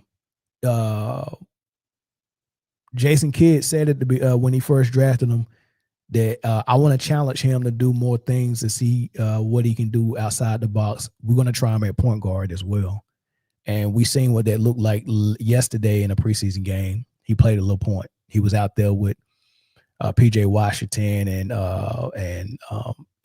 Anthony Davis, and there was no point guards on the floor. He was Klay Thompson. It was Flag, PJ Washington, Anthony Davis, Klay Thompson, and Najee. Oh man, what's the other score? The number 30. I forgot his name. Najee. I forget his name. Marshall, Najee Marshall, I think. And Flag was the point. And first of all, he knows how to move the ball. He can hit open shots. He can get in the post. Everything is not dribble drive. Everything's not high screen and roll. It's not all of that. You know what I'm saying? He's moving without the ball. People are making plays for him, throwing alley-oops. He's running the floor on fast break. They throwing lobs to him and no-look passes. He dunking it. Like he's doing all the other stuff that's different from Luka. Luka was the guy who started to play but since he was the leading scorer and the leading shot getter, he was also the guy who ended the plays, which is not a really good combination. If it like that's just like saying I'm the quarterback and a receiver. I'm the guy who takes the hike, throws the pass, and then I'm gonna run while the ball's in the air and go catch the pass. You know, that's what I think of how ass backwards it is to have your point guard, your primary point guard, be the starter of your play and the finisher. So I'm bringing it up, starting the play, but eventually it's got to come back to me so I can run high screen and roll and end the play. And it's going to end in my shot or my assist. Like, I'm not giving the ball up until you take away my ability to get a shot and I see a guy open for three. Right? So that was their offense. Every rebound. First of all, I'm not defending the guy at the top of the key with the ball. I'm defending someone in the corner. And the reason why I do that, because my defense is so bad, I can't move my feet with them. And then I'm in a perfect position to get a rebound so I can start the break. So I get that rebound, boom, that's a stat. And then I keep it. Instead of getting the rebound and doing what most big men are taught to do, look for an outlet pass because they can lead to an easy fast break bucket. Everyone's running. That's not what they do. He gets the rebound. He keeps it. He's bringing the ball up, and he's going to find everybody's running to the three-point line. The paint's open. That's the offense. Either I'm going to get to the paint and shoot, or I'm going to get the assist. Well, that's different from Cooper. Cooper is running the floor, and people are making plays for him. The play is ending with him because he's beating people up the floor with speed. He's running up the floor. He's catching lobs. What he does without the ball already changes his team. Now they can run and run fast, right? No more your point guard with the ball being the slowest guy on the court who's going to keep the ball until he can get an assist. I'm not giving it up early. I'm keeping it until I can get an assist or a point, right? So totally different from flag. The ball is moving. The ball is popping. They're moving with speed. He don't need the ball to be effective. Man, it's just gonna be phenomenal to watch. And when Kyrie Irving comes back, man, the sky's the limit. But as of right now, they got D'Angelo Russell, and that's gonna be good enough for them, right? That's gonna be good enough for them. So Dallas is legit. Cooper Flag is legit. Ace Bailey, Harper legit. Those are the rookies. LeBron out for 3 to 4 weeks I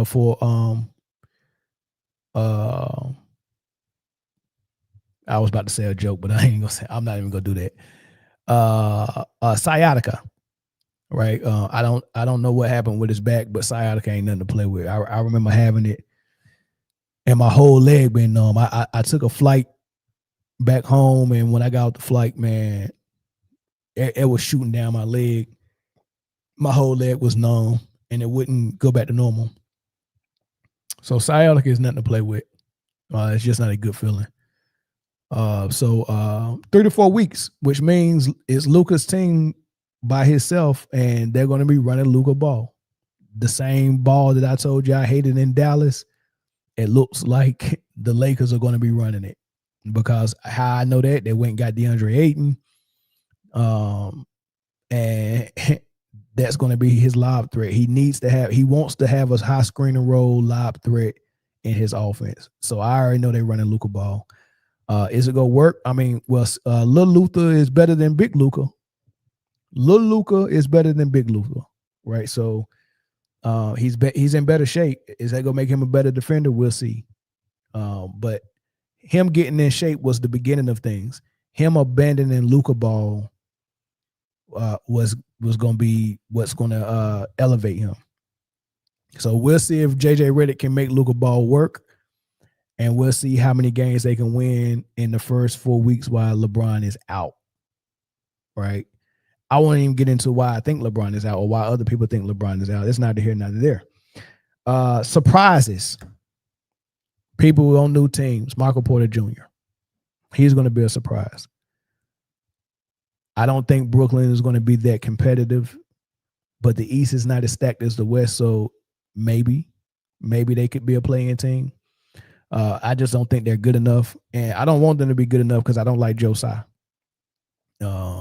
I want to see his team struggle. He deserves that. But Michael Porter Jr. is going to put up numbers. He averaged 18 with Denver, and the number one scoring option was Jokic. The number two scoring option was Jamal Murray, and you could do a coin toss on who the number three scoring option was. Was it Aaron Gordon or was it Michael Porter Jr.? In any event, 18 points from your number three option is phenomenal. As a number four option is outstanding. Right. Let me put that in perspective. Michael Jordan was getting 18 a game from Scottie, and he was his number two that he relied on. Right. So 18 from a number three, that's LeBron level stuff. That's LeBron with Wade and having Chris Bosh as a number three. That's LeBron with Kyrie and having Kevin Love as a number three. That's LeBron with AD and having Melo or Westbrook or Dwight or Kyle Kuzma as number, whoever his number three was. I don't think none of them was getting quite 18, but they was getting enough points to be dangerous as a number three, right? So 18 from Michael Porter Jr. as a number three is great. So when you look at a number three that had to give a contender 18 points, and then you look at them when they was a number one. So let's go back and look at Chris Bosh and Kevin Love when they were number ones before LeBron. Chris Bosh was a perennial all-star, averaging 20 plus points, probably about 24. As a matter of fact, I'll pull it up to be specific. I just pull it up. Right. Why shoot from the hip when I can be specific, right?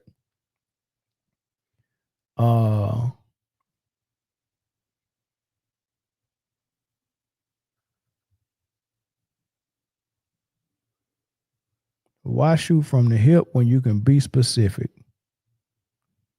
I should put it on a t-shirt. Why my Wi-Fi want to act so daggone retarded?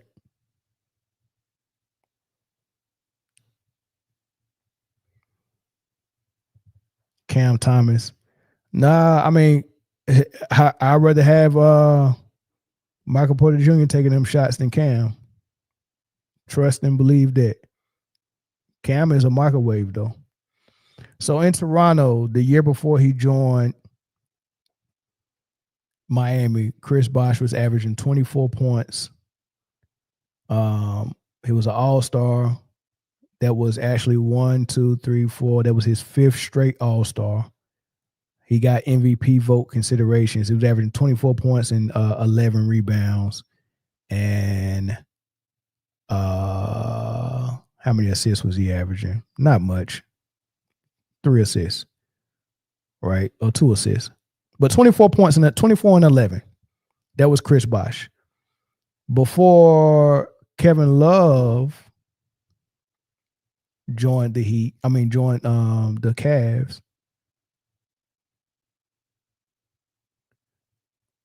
Before Kevin Love joined the Cavs, he was averaging,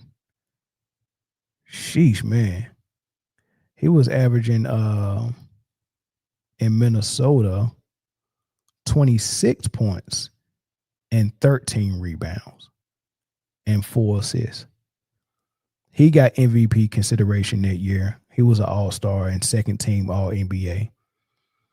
So 24 points for Bosh as a number one, 26 points for Kevin Love as a number one.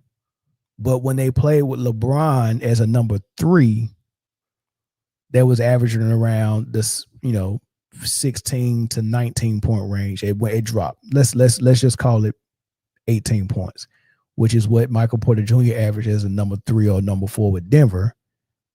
When he's only like Kevin Love only shot he posted up in Minnesota.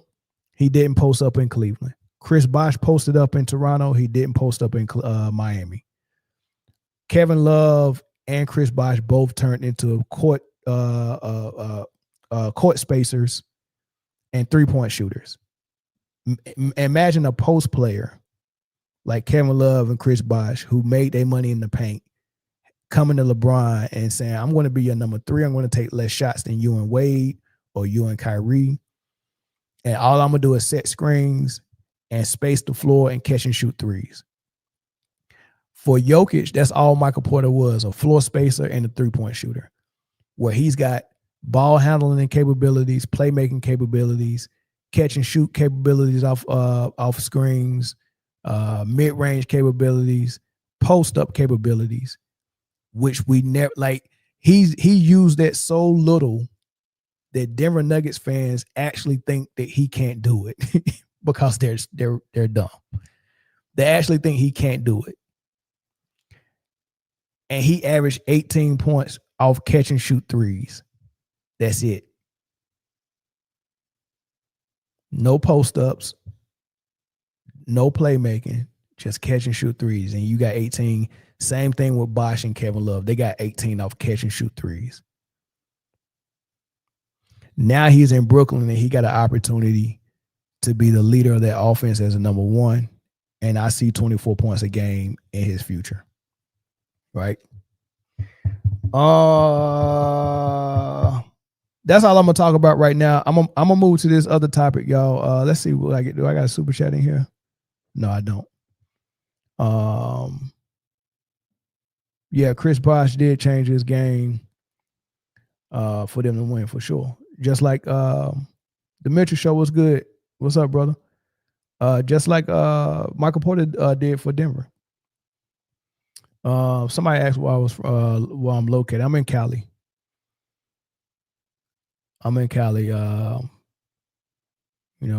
2 hours north of LA and 2 hours south of LA and 1 hour north of San Diego. Kind of almost in the middle of both of those places.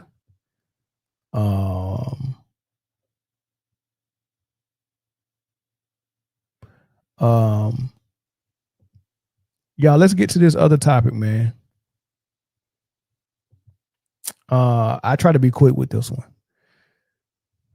Dave Portnoy, who you know is the owner of Barstool Sports, and he's a big fan of Caitlin Clark. So much so that he'll insult anybody who plays defense on her or fouls her hard.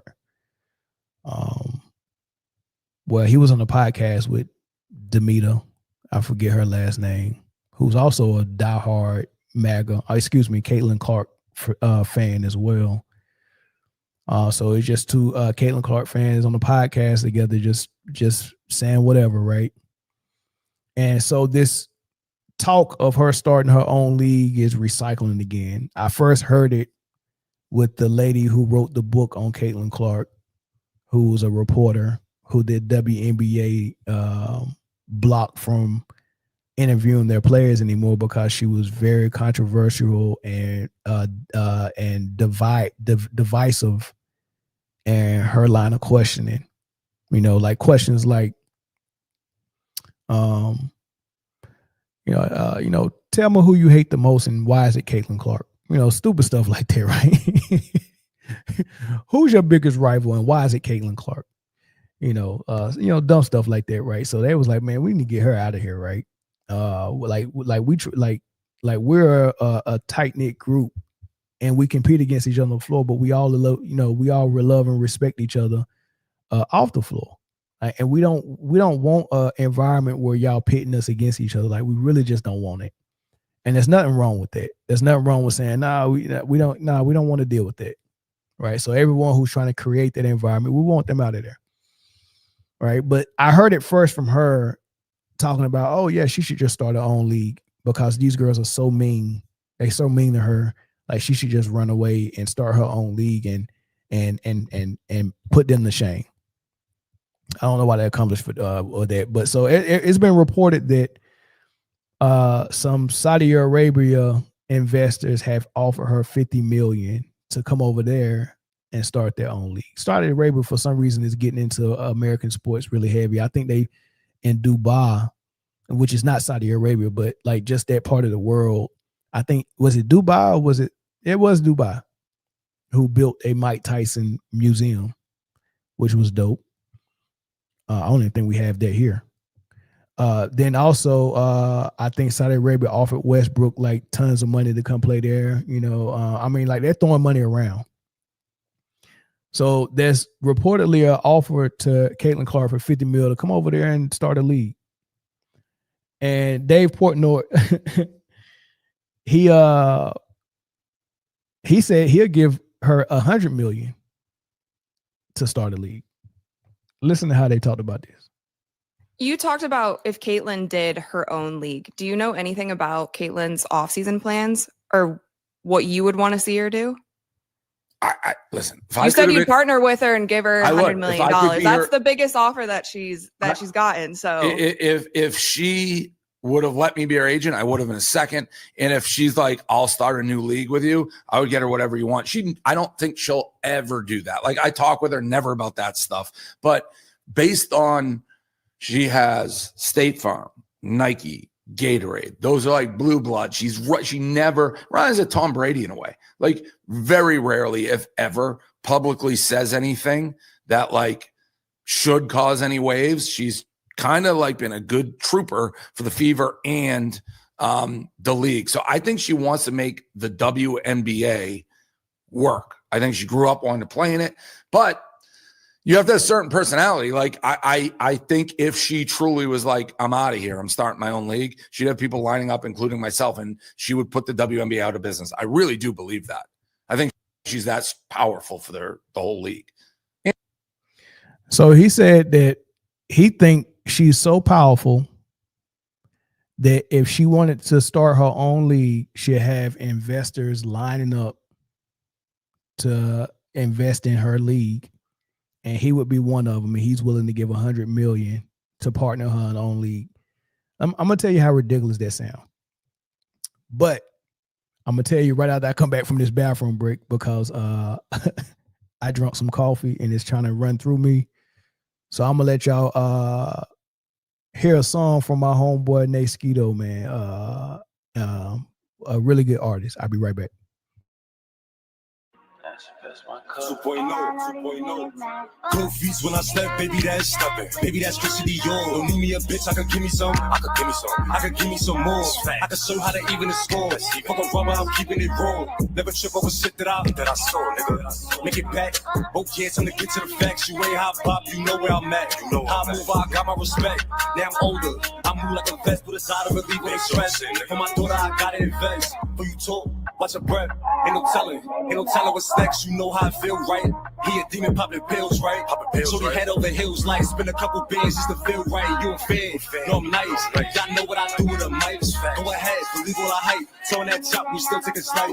On vacation, I'm taking no flights with a bad bitch, body ice spice. We drip stepping off white, and it's scary. It's scary, my nigga. Couple Billy Jeans on mics, they're Marys. These things gon' feel me. Them verse the real me. Let's get it.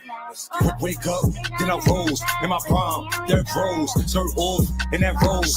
Act tough, he getting his bows. He slime, wipe his nose. 2 trays, Scotty Pitt, smoking pounds. By the zip, getting that cash, I'm making it like pop smoke.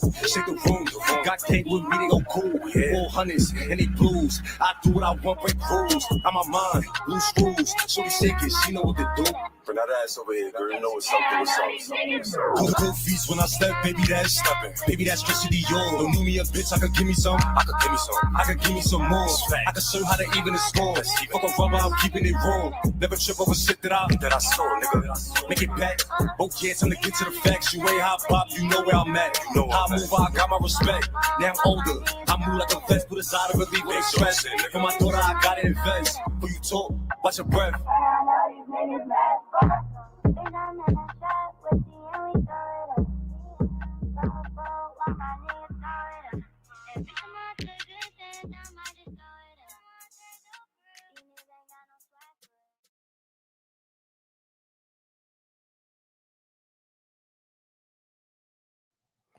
All right, man. Sorry about that, y'all. I mean, I can't apologize. It was good music, right? So, shout out to Nate Skeeto, man. I mentored him when he was in the Navy. So, one of my young bulls. But yeah, so I'm gonna tell you how ridiculous that is.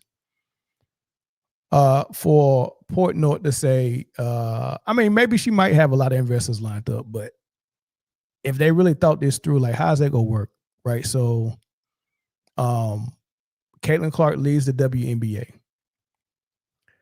starts a league that's supposed to rival the WNBA, and your first mistake is thinking that the WNBA, who is owned by the NBA, is just going to allow that to happen. Like right now, Ice Cube created the Big Three. It's not even 5-on-5. It's not really rivaling the NBA.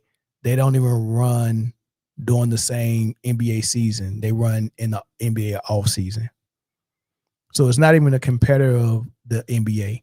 That's such a threat to the NBA for some reason that they're at, like, Ice Cube has been on record saying that when he tries to negotiate with sponsors, the sponsors that the NBA have are turning him down based on their loyalty to the NBA.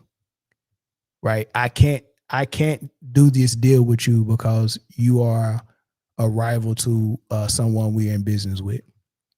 So you're not going to see Nike and all this stuff. You're not even going to see ESPN covering the Big Three. Like, picture that. Right? So in their mind, they think that Caitlin Clark has so much power that the NBA is just going to be like, you know, because he said, oh, she's got Nike. Well, when it comes to Nike and the NBA and Caitlin Clark, which one you think their loyalty is to the most? like everything that's surrounding Caitlin Clark, and we love Caitlin Clark as a person, as a player. We love her. We critique her like every other player, but any critique on her is seen as jealousy or hate. Like, you can't critique her because in her fans' mind, she's perfection to them. So if you're critiquing perfection, you've got to be a hater. If you don't love perfection, you've got to be a hater. So they just can't fathom someone saying, "No, I don't think Caitlin Clark is the best player that I've ever seen." Oh, that's hate. Or someone saying, "Oh, you know what? You saying she's the best player? I'm gonna prove that she not. Watch when I turn this defense on her." Oh, you're playing lockdown defense? That's hate. That's jealousy. Why would you pick her up 94 feet? You're jealous of her. Just let her come down and shoot. Like, that's basically what they're saying, right? So, for them to think that Nike would side with Caitlin Clark over the NBA and the WNBA, like, the Nike is going to say, "Well, I'm sorry, NBA and WNBA, but we're gonna destroy our relationship with you to go get with a competitor league led by Caitlin Clark, a league with 75 plus years. You know, they're going on 80 years now with the NBA, 80 years of history, and probably, I don't know,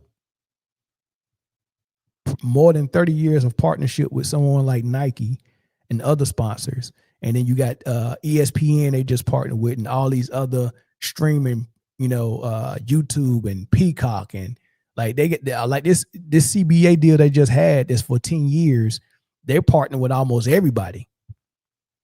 NBC's back in the mix. So Caitlin Clark's going to start a competitor league to the NBA and the WNBA. And who's going to sponsor it and what network is going to show the games? Because all the NBA had to say is they're trying to take, like, y'all just spent 25-30 billion on us, invested in us over 10 years. It don't make no sense for you to invest in someone who's trying to put us out of business. So either Portnoy don't know the dynamics of that, or he's overestimating how good Clark's pull is, just like they overestimated how good she was coming into the NBA, which is why we're in this situation, because you thought she was this good.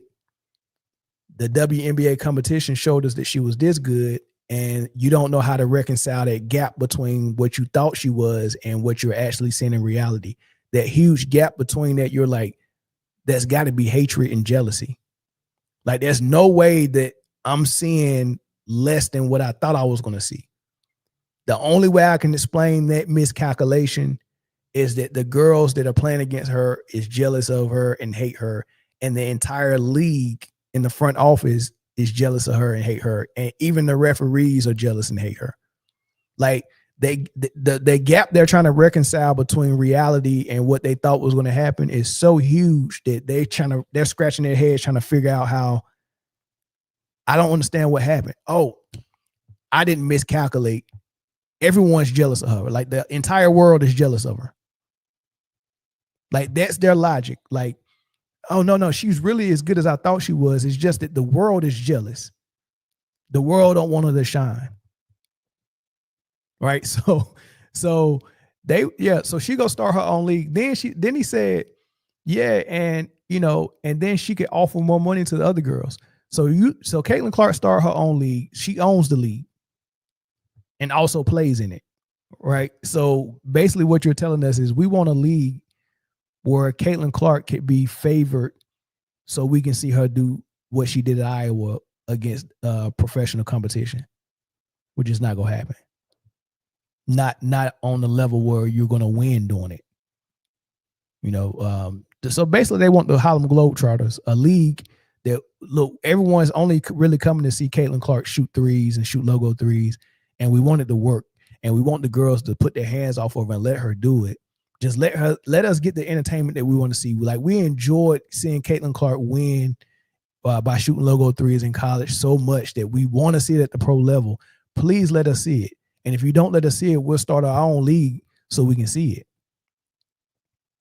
I want the rigged league. I want the league to be rigged so we could just watch Caitlin do what she do.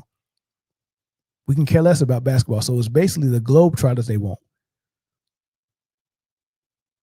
That's what they're asking for, right? So, but yeah, we can offer more money to the girls. So you think the girls that play in the WNBA will leave the WNBA to go join a league owned by Caitlin Clark?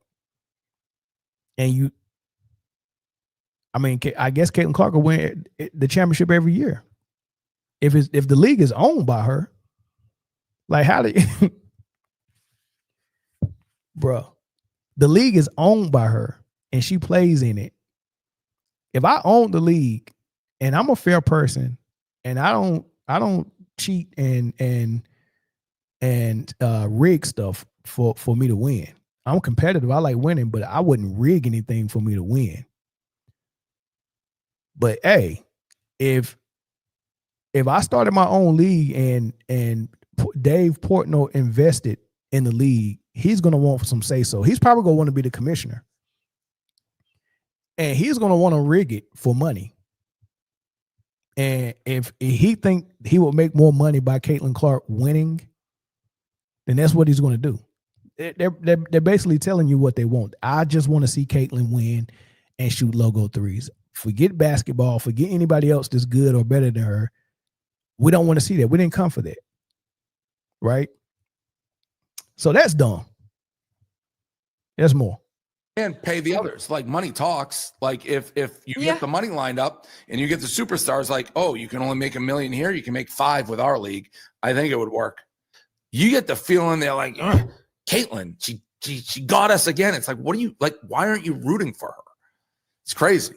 Well, Paige got a decent whistle when she came in too, but I also think Paige deserves it. Paige is also 100%. big, yeah. But she's also like, I don't really understand why Paige doesn't have like that animosity that Caitlin has. No. You mean from like fans? And other players and stuff like that. It doesn't seem to exist.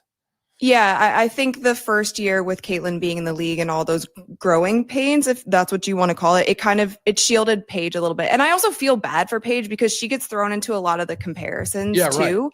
And then you also hear the media, which blows my mind. They're always complaining that certain players don't get enough coverage, but then they compare it to Caitlin. And it's like, you're bringing up Caitlin while bringing up another player, but then complaining about the other player not getting enough spotlight. Like, just talk about that other player then. And Caitlin's coverage is because the fan base is there. Like that, that's the reason that the difference there is jealousy. Basically, it's like, well, she hasn't done anything.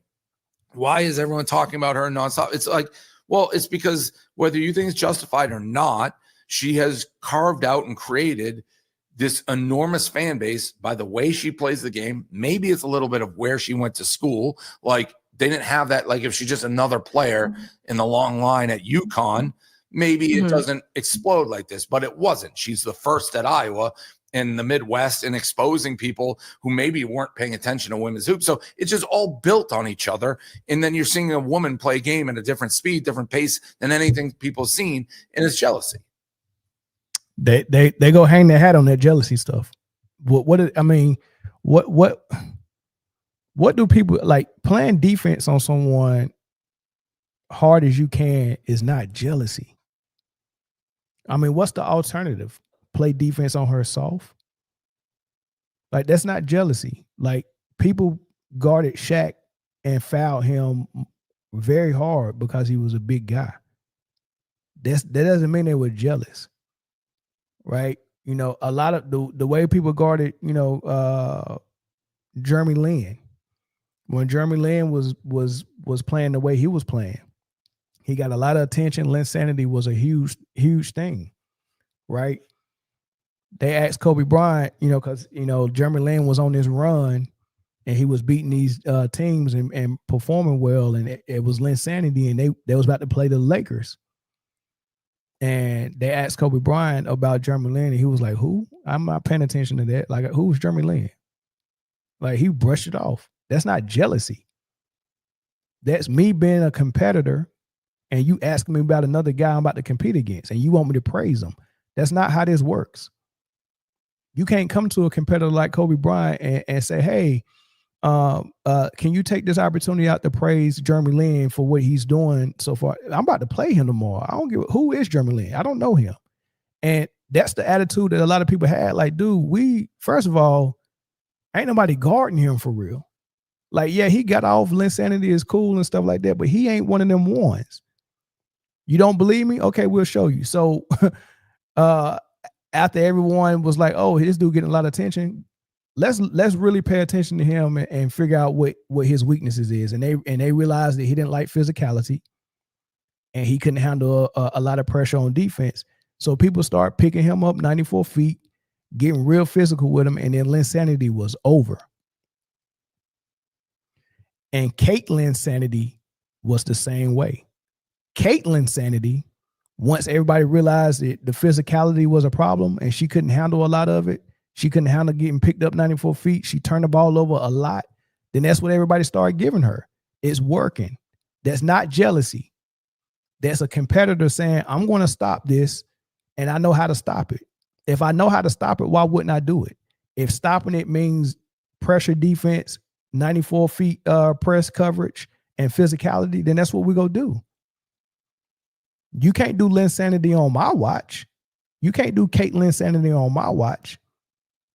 We're going to stop that." And that's not jealousy. Then they tried to put Paige in it, and he was scratching his head again like, "I thought these people was hating Caitlyn because she was white. Why they don't hate Paige?" I just can't understand that. I mean, he really was scratching his head like I just don't get why Paige not getting this type of treatment. Like, I just don't understand it because she's white too. Why is Paige not getting this type of treatment? and he's not reading the room again. Once again, Caitlyn riding this Caitlyn sanity into the league. Her fan base said that she's the best collegiate player ever, and she's far better than everybody that's in the WNBA, and she's about to come in on and take over the league. Imagine hearing that as someone that knows, if I watch her on film and see, oh, she don't like physical. I see her play against South Carolina, and I see Raven Johnson neutralize her. She don't like press coverage, and she don't like physicality. And the media is saying she's the best player we've ever had in our league, and she's about to come take it over day one. Challenge accepted. Caitlyn's sanity is over. And so it was. And what they're saying is the only reason why we can't see Caitlyn's sanity again is because the league and everybody in it is jealous of her. And it's not jealousy. But then that narratives don't fit with Paige because Paige is embraced.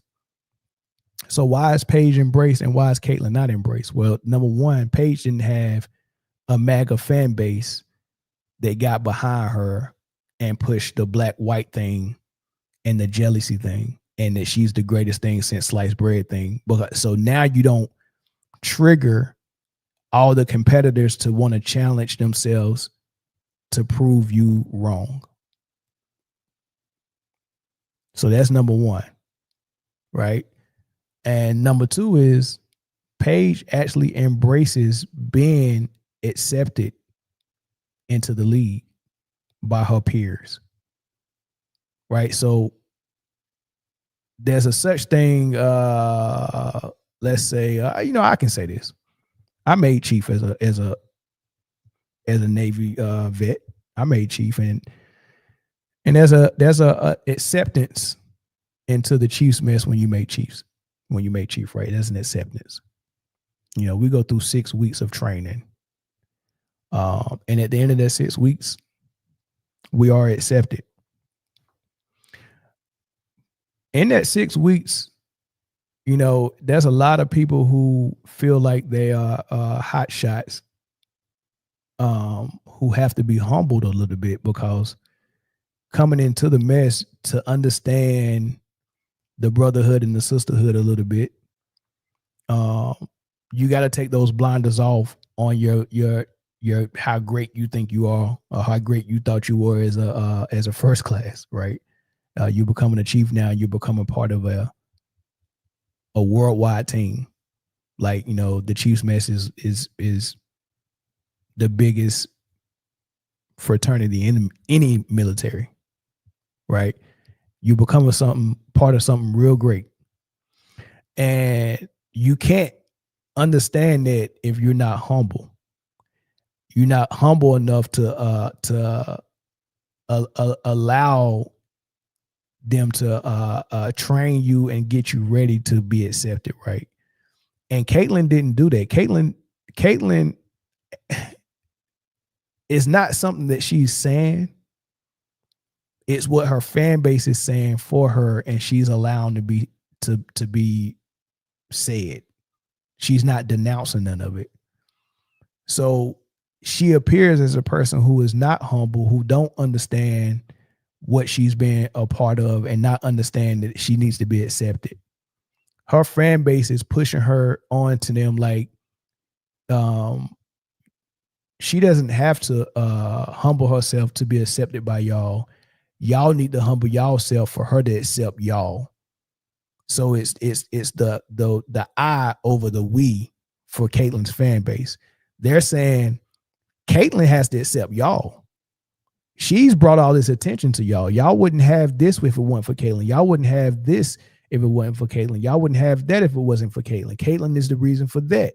Caitlyn is the reason for that. Caitlyn is so y'all. She don't have to be accepted by y'all. Y'all better get used to her, and she's got to accept y'all. That was the attitude. I'm the future. If I don't want you in this league, you're not going to be in this league, which is why Kennedy Carter is probably not in the league. Because she hard fouled her. So that's what their thought process is. This is her league. And if y'all don't get used to that, she'll take her ball and go home and start her own league in Saudi Arabia or somewhere in America with Dave Portnoy's $100 million offer. That's the thought process. That's her fan base. So the team is here. The entire peer group is here. Caitlyn is on the outside, and her fans is saying she don't have to join you as peers and be one. She's the one. She's got to accept every one of y'all. Who gets to stay in the league? Or I start my own league and I get to handpick who gets to come. That's not how it's supposed to be. Right? There's nobody that joins a fraternity on any college campus and come in and say, I'm bigger than the entire fraternity because my daddy and my granddaddy and his dad was in this fraternity. So I ain't got to get initiated. I'm just go join. I'm bigger than the fraternity.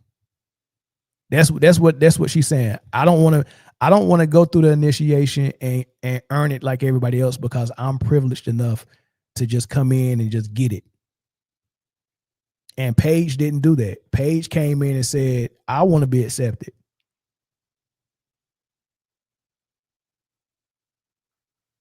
I understand we are greater than I. And I understand this is my first season I'm joining in and I want to be accepted. Right? Michael Jordan, same thing. When he joined, he said, I realized coming in, I got to work harder than everybody. I'm the least best player in this league. I got a lot of work I got to do. Like, that's how he talked as a rookie. I understand I got a lot to prove. I'm on the bottom of the totem pole. Not just in the league, but on his Chicago Bulls team.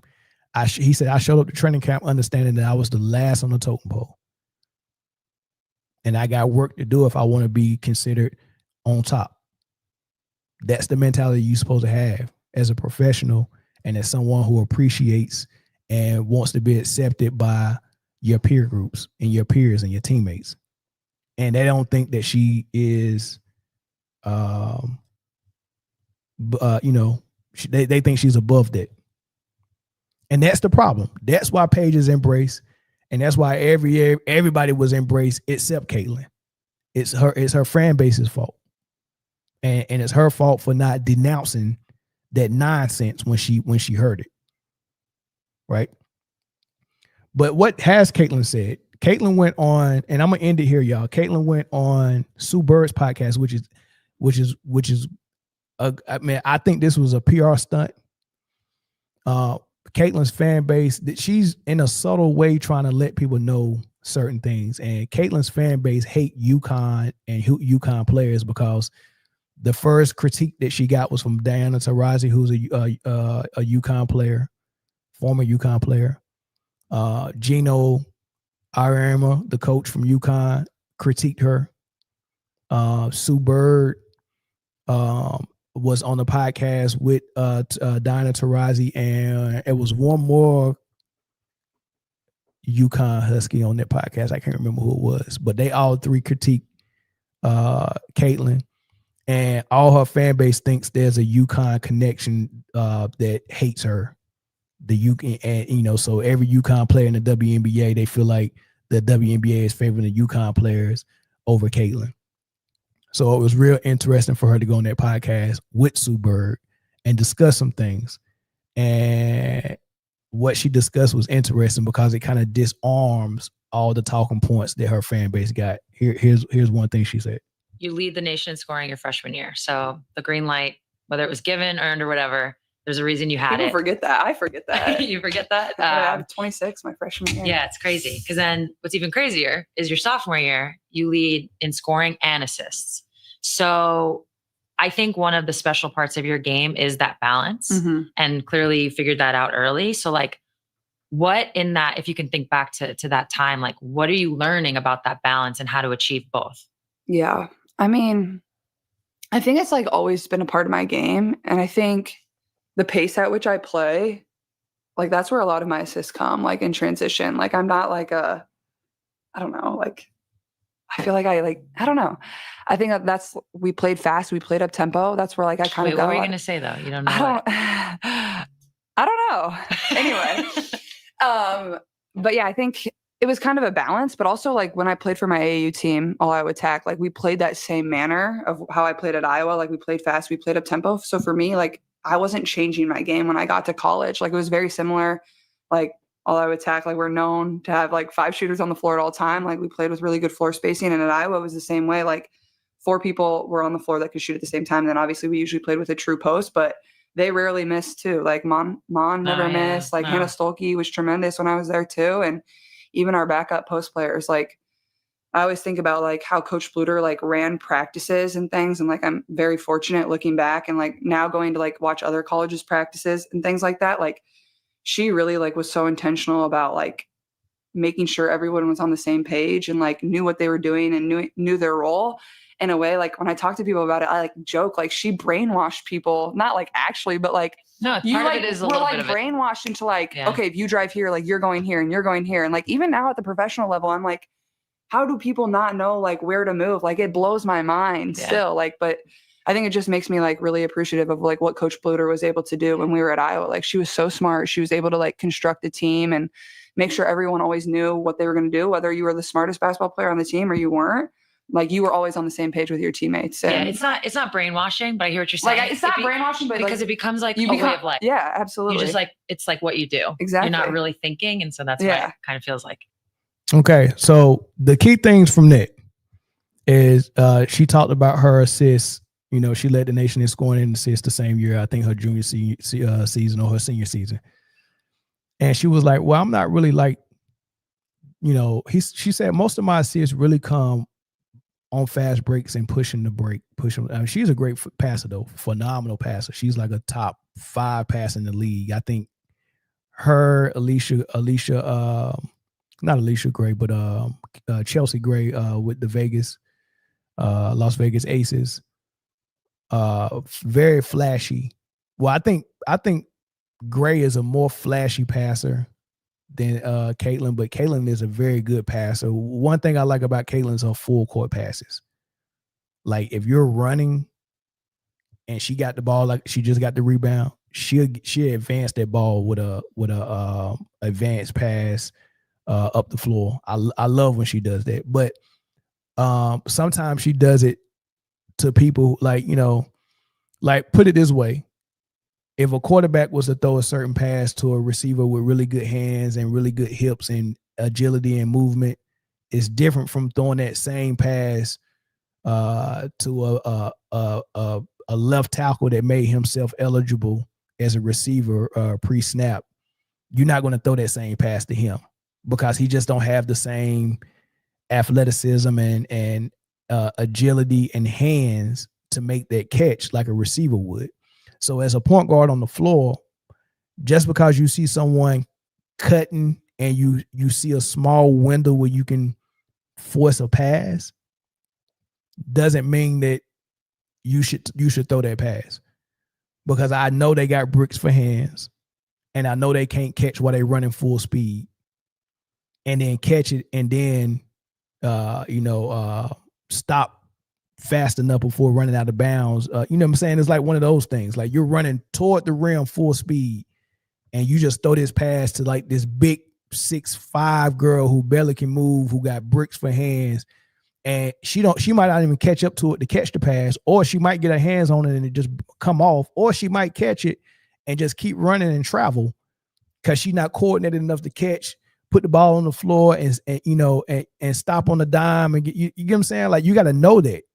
And that's why she leads the world in turnovers, right? There's no player in basketball. There's no player in football. There's no player at the collegiate level. There's no elementary school player. There's no college player. There's no bakery that has more turnovers than Caitlin Clark, right? She is the turnover. An apple turnover, a strawberry turnover, right? She is a turnover. Like she's a walking turnover.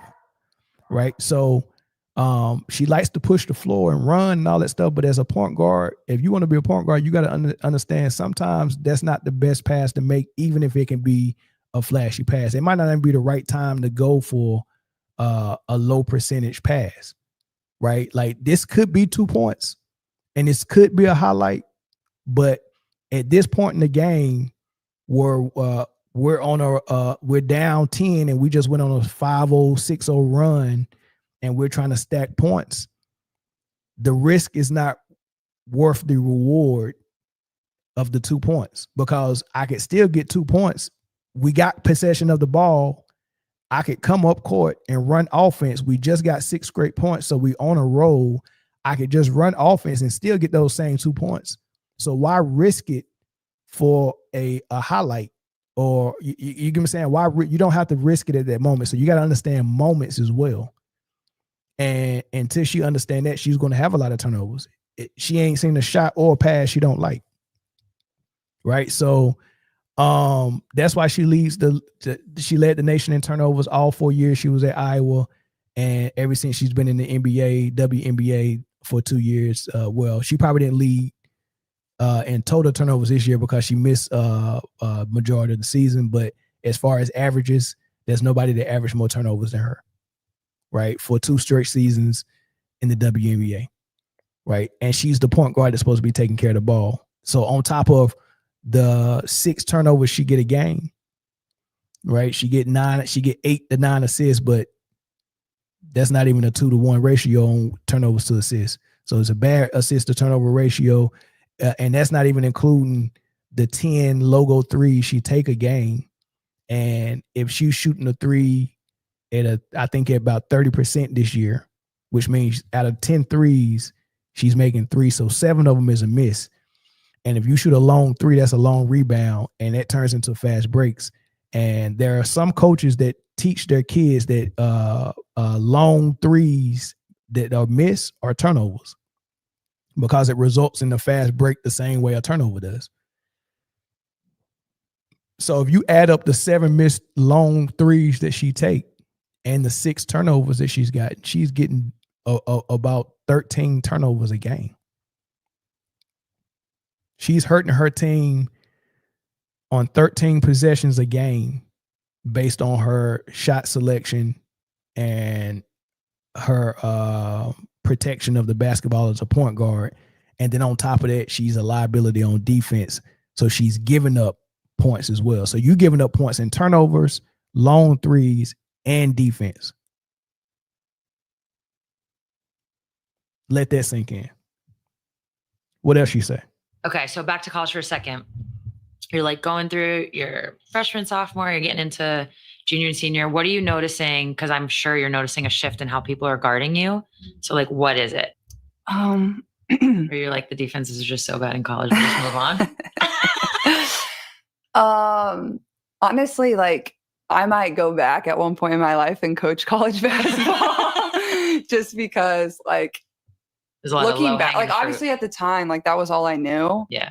And then like you get into the pros and it's just like, okay, like why didn't people guard me like this? But also like you have to take into account like most people that are in college like aren't going to go on to play professional basketball. Like they just don't have the IQ. Like doesn't mean they're not good players. Doesn't mean they don't love the game, but like it's just not the same at the end of the day.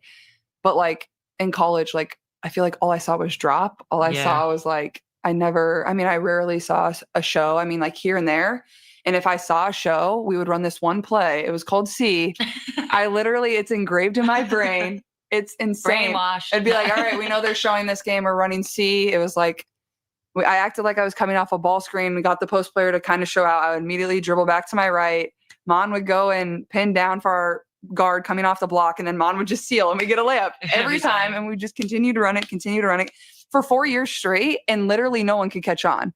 So it's like, all you needed was like one answer professionally. Like that doesn't work. Like, okay, nice. The play might work one time, but it's not going to work the next time you play him. It's not going to work the second time you run it. Nobody really picked me up full court. And even if they did, like I would just like slice up the floor and then get hit on the run. And then like I'd automatically be in an advantage there. So I don't know. I feel like it was just, at times I wish I could go back to college. It was fun. It was a good time. What are your things? So she's explaining how easy college was. She said, first of all, you're not playing against professionals. You're playing against a group of females who, like, on most teams you're playing, none of them are going to the pros. None of them are good enough to make it to the pros, right? And every now and then you play a team that's full of pros like UConn and South Carolina. But for the most part, Kate Martin and maybe one other girl was on your team were all pros, right? And you're playing teams like these girls have no aspiration to go pro. They just want their degree, right? They're just filling roster spots, right? That's different. Then she said that how they defended her, like coming off those screens, those high screens that she's famous for using for all of her offense. Everybody was in drop coverage. That's not, once you put a big in a screen, there's not a lot of bigs in college who's gonna say, I'm gonna step out and defend Caitlin because I got the same speed she's not gonna blow by me. So they're in drop coverage, giving her those threes. The person that's getting screen is trying to get over or under those screens and contest, but it's not that. I mean, you're not going to be able to do that. right? So they're doing that drop coverage on her screens, and then she said nobody was picking her up 94 feet. She didn't start seeing that. The South Carolina did it with Raven Johnson, and that's when everybody was like, "Oh, she can't handle it." Roger that. I'm glad we seen that. She can't handle it. And then the clip before that, when she was talking about the same thing, the same way she ran her offense in AAU is the same way she did it at Iowa. So not only is the defense better, the offense is better or different. So she ran her offense in AAU that she did for 4 years at Iowa as well. So she's never known no other way to play but to just get the ball and run fast and shoot threes. They let her play her AAU game in college at a D1 level. Do whatever the hell you want. And now when she's in the professional league, she's seeing that defenses can easily key in and stop that. My game isn't developed enough to handle this pressure, physicality, and full court press. And I haven't played in an offense that was advanced. I've been playing an elementary AAU offense for pretty much 8 years, 4 years at Iowa, 4 years at AAU when she was at the high school level. For 8 years, we've been playing Caitlin Clark ball, do whatever you want. And it doesn't work at the pro level, and coaches don't want to let you do it. Coaches are trying to coach that out of you. And your fans is like, no, we want to see 10 threes a game, all logo. Give the ball to Caitlin. Get the ball to Caitlin. I remember when they were struggling her rookie season, they was losing. And in the first game, they actually played well in the one. They was going in the post to Aaliyah Boston. That was like, oh, they finally won. They figured it out. Caitlin can't take 10 to 15 threes a game. You do got to use Boston. And I went to all her fans' Twitter spaces and YouTube channels, and it was nothing but vitriol and cussing out whoever the coach was at that time. Was it Christy Sides? Trade Caitlin Clark right now. We didn't turn the TV on to watch Caitlin Clark be a passer. We want to see her shoot threes. And the whole time the Fever won the game. They finally won. And they were not happy. They was like, we want to see Caitlin do what she did at Iowa. Forget winning. Let Caitlin let her do her thing. These aren't real people, y'all. In the games when you don't have it, what are you thinking on A, how can I still impact winning? Mhm. And then B, what are you like kind of in the back of your head trying to do to get it going? Yeah, I think it's been different professionally than definitely in college. Like in college, like I always had to keep shooting. Like that was just reality. Like keep shooting. And not that it's not professionally, like, but I'm not taking 25 shots a game. Like I'm taking 25 shots a game in college. I think just like remaining confident in myself no matter what, and like reminding myself of how much time I've put in, like, you know, I'm not going to stay like shooting that way because that just wouldn't make sense. But Law of averages. Also, like, I can always impact the game with my passing, with my gravity. And like, even when I've had some like tough games this season, like where I haven't been able to shoot the ball maybe as well as I would have liked, like Steph will bring me in the next day and like, we always watch film and like, she'll show me the ways of like how I'm impacting the game. Like, you know, even if I'm not like making the pass or getting the assist, like I'm getting the hockey assist, or my gravity of spacing the floor, like that led to my teammate cutting and getting open right there. That led to my post player being able to make the basket, like just little things like that. And, you know, obviously sometimes that's hard to understand when you're in the, you know, heat of a game. And also like, it doesn't always feel that way too. Like you are so competitive and you want to impact winning so much, but I think it's always good to like go back and really watch it and see it. So I think it's been a little bit different professionally and like just balancing that, but also like still always believing like I'm impacting the game no matter what. Yeah. Risk assessment. So you start, we're going to get there. So you start the season or making passes. Yeah. Because your first game out, I don't have very good risk assessment skills. We're getting to that. No, like your first game out, there's a lot of hype. Yeah. There's a lot of conversation happening. We all remember it. That game was a blur. Yeah. Thank God. I try to forget that. Well, I'm going to bring it up one time. No, that's fine. I like talking about it now. But in a good way. Yeah. So you do commit 10 turnovers in your WNBA Lord, debut, have but mercy. What a beast. later in the season. Double actually. Yeah, you did have 20 points. You did have 20 points. Later in the season, you also set the single assist season record with 19 assists. So as somebody who has the ball in their hands pretty much the entire game, like what is your thought around risk assessment? Honestly, it's hard. But how did a 10 turnover game not impact your ability to still go out and play make? Because Yeah. I feel like that is what it is. It's a constant assessment. Well, I will say I apologize to the team after that game. I felt really bad. It happens. Yeah. But I mean, like I've had those games before, and I'm gonna have another 8 turnover game in my career. Like that's just how I played. And like people always try to make a big deal about that. And I bet if you like look up my turnovers in college, I bet I led the NCAA all time in turnovers in my career. Like I'm not saying like this is a good thing to brag about, but like I don't know, like that's you just how think I it just play. comes Like, with in order to have the good. Yeah. And like I think the risk assessment thing, like maybe it's a toxic part of me, but I always think it's going to go well. And then I throw it and it doesn't go well. Honestly, a little delusion is nice. Yeah. I feel definitely like have some in delusion. order to be great, for sure. you have to have it. For sure. I definitely have some delusion. And all the good players have delusion. Yes. Like that's just true. The truth. Like, but I think that's even been something like me and Steph have like always talk about when we go and watch film. And even like that New York game where like I played really, really well, obviously scored a lot of points. I think I had 9 assists or 10 assists that game. This just this last game this year. Mm-hmm.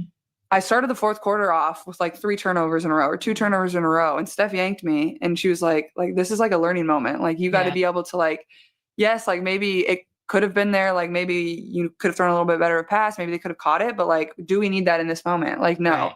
And then she subbed me back in and there was a play where I kind of got a steal and like we're going in transition and Kelsey Mitchell just like takes off down the middle of the floor. And so there's like 2 people kind of by her. And I literally like go to grab the ball and then I like just dribble out.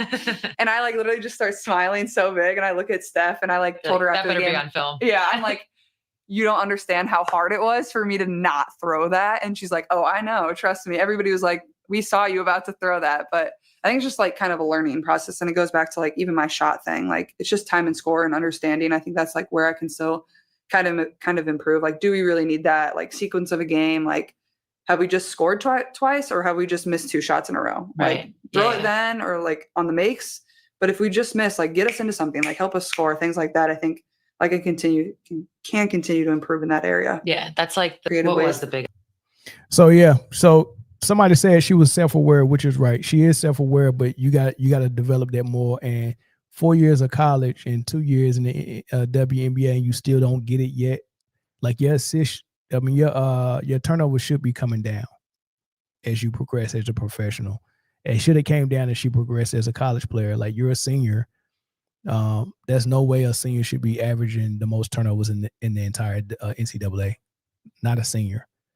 Right. By that time, you should be so much above everybody that's in the league. Like if you're one of the best players in a recruiting class and then you play all 4 years, by the time you get to your 4th year, all the juniors, sophomores, and freshmen that's in the league should be nowhere near you.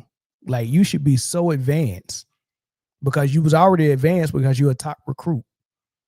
But now you're a top recruit who played 4 years of college. Nobody with less than 4 years should be nowhere near you unless they're just so much of a better player than you that they are.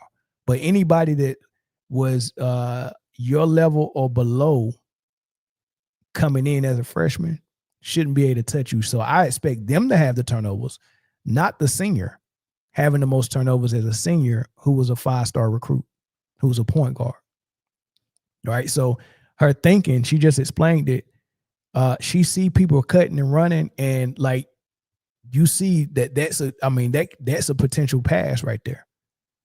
But the risk is high on it, and you have to quickly be able to see: do I go high risk right now in this moment? Like, what would a turnover do for this team? The turnover would be more detrimental for this team than the 2 points. With easy offense, because if I don't throw that pass, then that means we don't get the 2 points right now, but I got 24 seconds left in the shot clock and I still have the ball, so we can still get a good shot attempt. A shot attempt with no risk or very low risk of turning the ball over, right? The only thing you're looking for is an easy basket or a high percentage shot attempt, right? And an easy basket with low risk is the best thing. That's why people run the floor. If I can see somebody run the floor and the team went to sleep and you're wide open, make that pass because that's low risk and it's going to be 2 points very early. That's the best case scenario. But if I see you streaking and the defender is right there, and then there's another defender over here that might be, by the time the ball get to you in close proximity, making that pass now is very high risk. And I'd rather say, nope, not right now. Let's go ahead and bring the ball up court, get in the offense, throw the ball in the post, and that's a high percentage shot or something else, right? So that's how you're supposed to think as a point guard. Not every time I see an opportunity, I'm advancing it even when you're covered, but you're streaking. This adjustment out of all of that. I think just how much I was getting pressured. Like it was just like constant full court. And also I think as the season went on, like that chilled out as much. Like it's hard to like want to do that an entire season. Like teams like you don't want to pick up 94 feet the entire season. Like that's just hard. So I think that kind of relaxed a little bit. I think overall, like our team just got better. Maybe not as much early in the season, but after Olympic break, like we just like played together better. Like we read each other better. Yeah. I mean, looking back on your rookie year, it's, you know, everybody's picking you up full court, trying to tire you out. For sure. Not let you get anything easy. They're physical with you. They're pushing you right. Everyone knows you like to go left. So now teams, you already talked about in college, they didn't really do that as much. You're getting trapped, all the things. I think this is actually, to be honest, my personal favorite part of the WNBA is that like, because the league is small and because everybody's so good, it's like very quickly your weaknesses make it to the scouting report. Like whatever it is teams are trying to do, they get to all the team scouting reports. And then it becomes like the game within the game. Because you're like, oh, this team is trapping me. So they think this. Yeah. And now I have to either hide my weakness, right? Like don't let them exploit that in order to like highlight your strengths. Yeah. Or in the off season, usually you're like, I'm gonna have to get better at this. Yeah. And I think when I look back on your rookie year, the most impressive part outside of the numbers, which I mean, like literally I had it written down. It's like, you said what was that t-shirt? It had all the records on the back. It's like literally everything. Points in the season, 3-pointers made, assists, blah, blah, blah, blah, all of it. What was most impressive was I really off the top can't think of anybody in their rookie year who in real time adjusted to that and like took what was being called a weakness and actually turned it into a strength. So like example would be like, they're forcing you right. Yeah. And I think you were figuring it out and finally you're like, I'm just gonna take it. Yeah. And you started taking it. So I don't know. I'm just curious, like, how hard was it to do that? I mean, it was definitely hard. I think even like the floater, like I started making some after Olympic break and it's not like I couldn't or I can't. It's like, that's not what I had done. Yeah. Like, or had to do. Yeah. In college, like I got layups and I got threes, like 2 best shots in the game still are. And I think at the professional level, like you just have to learn to like do so many different things and like expose them for what they're going to give you. And like, I remember, I think we played Phoenix right out of the break. All right, I'm gonna stop it there. She said I got layups and threes in college. This was my shots. And Sue Bird is explaining in the league, once we see you got a weakness, we're gonna keep exploiting it. And she's in so many words telling her that we found your weakness. They found your weakness in the league, and that's what they were doing to you. They was forcing you right. They was forcing you to take mid-rangers and runners and not allowing you to get to that step back going left for a fall away three. They just wasn't allowing, and it was picking you up 94 feet to take away your walk up logo threes. We'll just pick you up 94 feet, pressure you. We might get a turnover. We might not. You know what I mean? We might get an offensive foul or off a push off. We might not. But we're going to put that pressure on you, and it worked for the tune of 6 to 7 turnovers a game. And forcing you to take those mid ranges made you play pretty much left-handed. It made you play your off game. And she still hasn't developed it 100%, right? She's still developing it into that, right? But this interview was basically a collaboration of Caitlin Clark and Sue Bird like systematically disarming all the talking points that her fans got. It's almost like they purposely did this to show fans you don't know what you're talking about. She pretty much told her fans they're dumb. Everything that was a critique against me that everyone was saying was not them jealous and hating. It was the truth. Turnovers were a problem because I didn't have to handle pressure in college. Now I do. Turnovers were a problem because I didn't have to handle somebody game planning for me at a pro level against pros like I did in college. In college, I didn't have to deal with that in college. I only took 2 shots in college, layups and threes. I played in the same offense since high school all the way through Iowa. So all of these things people was critiquing her for was real. It was true. And she's showing her fan base this. You freaking idiots. This is from her own words, from her own mouth. Right? So that's all I'll say about that. We get to the last topic.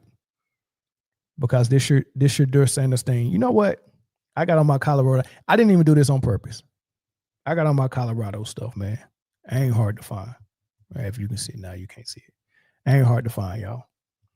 Right? I'm repping Colorado. Sure does Sanders, man. So let's talk about it, y'all. Dylan Gabriel. He's played 2 games so far. He's 0-2 in both of them. He threw 52 balls last game, completed 29 of them for 0 touchdowns, only 221 yards plus the L. They went over 10 yards air on his passes less than 4 times. Everything was behind the line of scrimmage or just beyond the line of scrimmage for his passes. But he threw it 52 times. Why?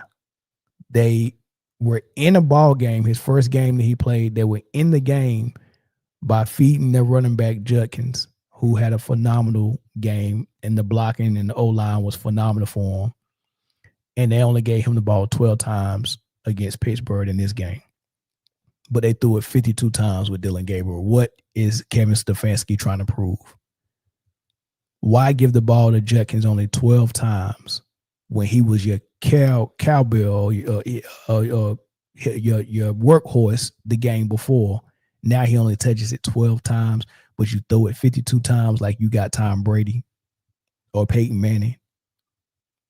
He's a 5'9" quarterback with average athleticism.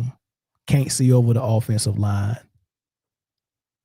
And the only thing they can brag about is he played 6 years in college, so he knows offense. Well, dummy, it'll tell you if someone had to play 6 years, put it this way, in basketball or football, you don't play 4 years if you're really good, especially as a quarterback. As soon as you find out you can be a top 10 pick and you can go get that money your junior season, you're gone. When you're eligible, you're gone.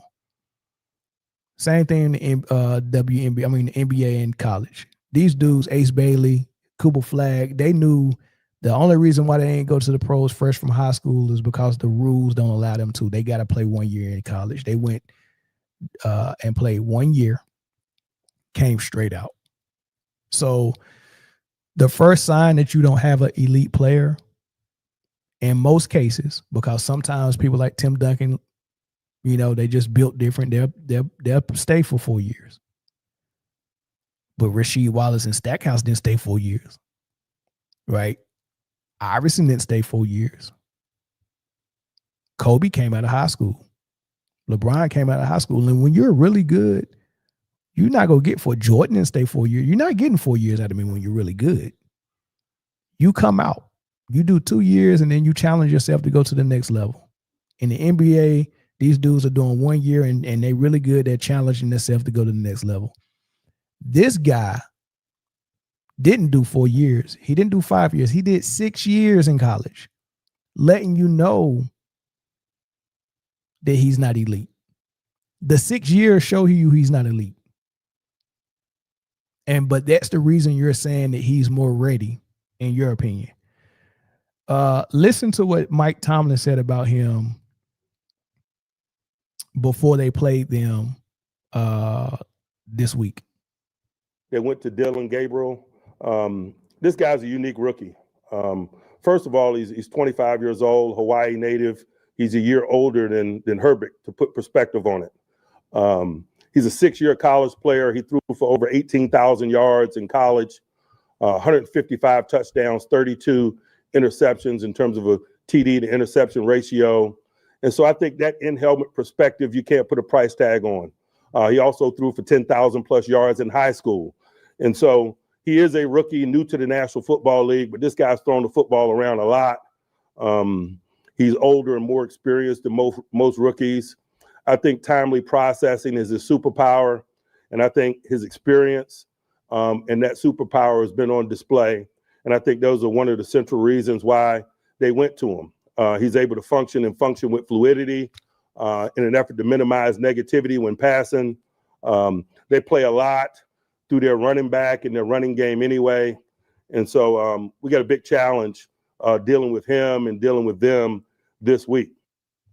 That's the way you're supposed to talk up an opponent before you play them.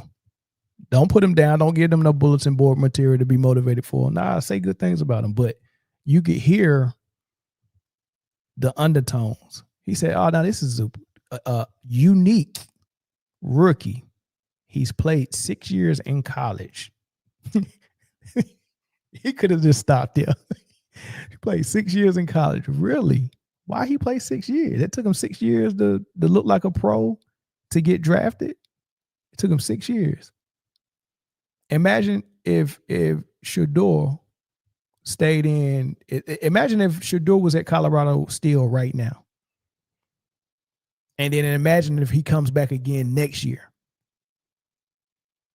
and then enters the draft. What do you think he get drafted at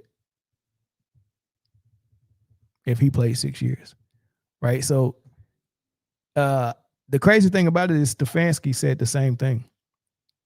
Like Stefanski said the same thing. He was like, oh man, he's just a unique, he's played 6 years in college and he's did all this and that. And I'm like, dude, y'all keep bragging about that. Like, that's not nothing to brag about. He played 6 years in college. That's why you like him. He played 6 years in college. Right. Mike Tomlin also, I want to play something else Mike Tomlin said. I didn't have this ready. But I thought this was unique as well. Right. So let me see if I can get this queued up. Mike Tomlin also said, Mike Tomlin is a funny dude, man. This is what he said about the Browns when they traded Flacco. Now, mind you, Flacco is leaving and in the same division that he's trying to win. To be honest, it was shocking to me. Andrew Berry must be a lot smarter than me or us, because it doesn't make sense to me to trade a quarterback that you think enough of to make your opening day starter to a division opponent that's hurting in that area. But that's just my personal feelings. He said it don't make no sense to me. Andrew Berry must be smart, and that's the GM of the Browns. He must be a lot smarter than us, because for you to say we went through training camp, we signed Flacco, went through training camp, and we thought he was so good that we made him our opening day starter. And after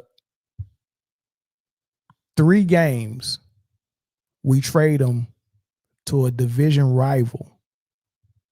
So we thought he was so good, he was our starter, but we trade him to a division rival. And Mike Tomlin is like, I just don't understand that. Like, that don't make no sense to me at all. But maybe he's smarter than all of us, because I can't figure it out. So what was it? I wonder why he said that. Maybe it's because he knew that Andrew Berry didn't really make their trade. Maybe it came down from ownership to do it. Right. I think it's something going on that's very weird. I seen an interaction between Andrew Berry, the GM, on the sideline with Shador after he played this first preseason game that he started and played phenomenal in against Carolina. and he came over to the sideline and said he was proud of him and stuff like that. Stefanski was right there, still coaching from the sideline. He could hear everything, but he didn't even turn around. But I get it. He was concentrating on the game. But it shows me that GM is quite fond of Shador and wants to see his success. And I'm starting to believe that he might be the only person that is proud of Shador. So if I was to take a guess, this is what I think happened. I think the coaching staff all evaluated all the quarterbacks. And now it's just came out after Jackson Dart was able to perform so well. It just came out that on their quarterback board, they had Cam Ward number 1, and they had Dylan Gabriel number 2 on their quarterback list. They had Dylan Gabriel ranked higher than Jackson Dart. Right, that's just recently surfaced after the success that New York is seeing with Jackson Dart. Right, so they had Dylan Gabriel ranked just behind Cam Ward, above all the other quarterbacks. They thought that high of him. So that's what the coaching staff came up with. That's our guy. If he's there, we take him. Not Shador, not Jackson Dart. We take Dylan Gabriel, the 6-year college player. Right? Had him ranked high. So the coaching staff came up with that. They got their guy. And I think once Shador started falling, the GM got involved and was like, wait, I didn't expect Shador to drop this low.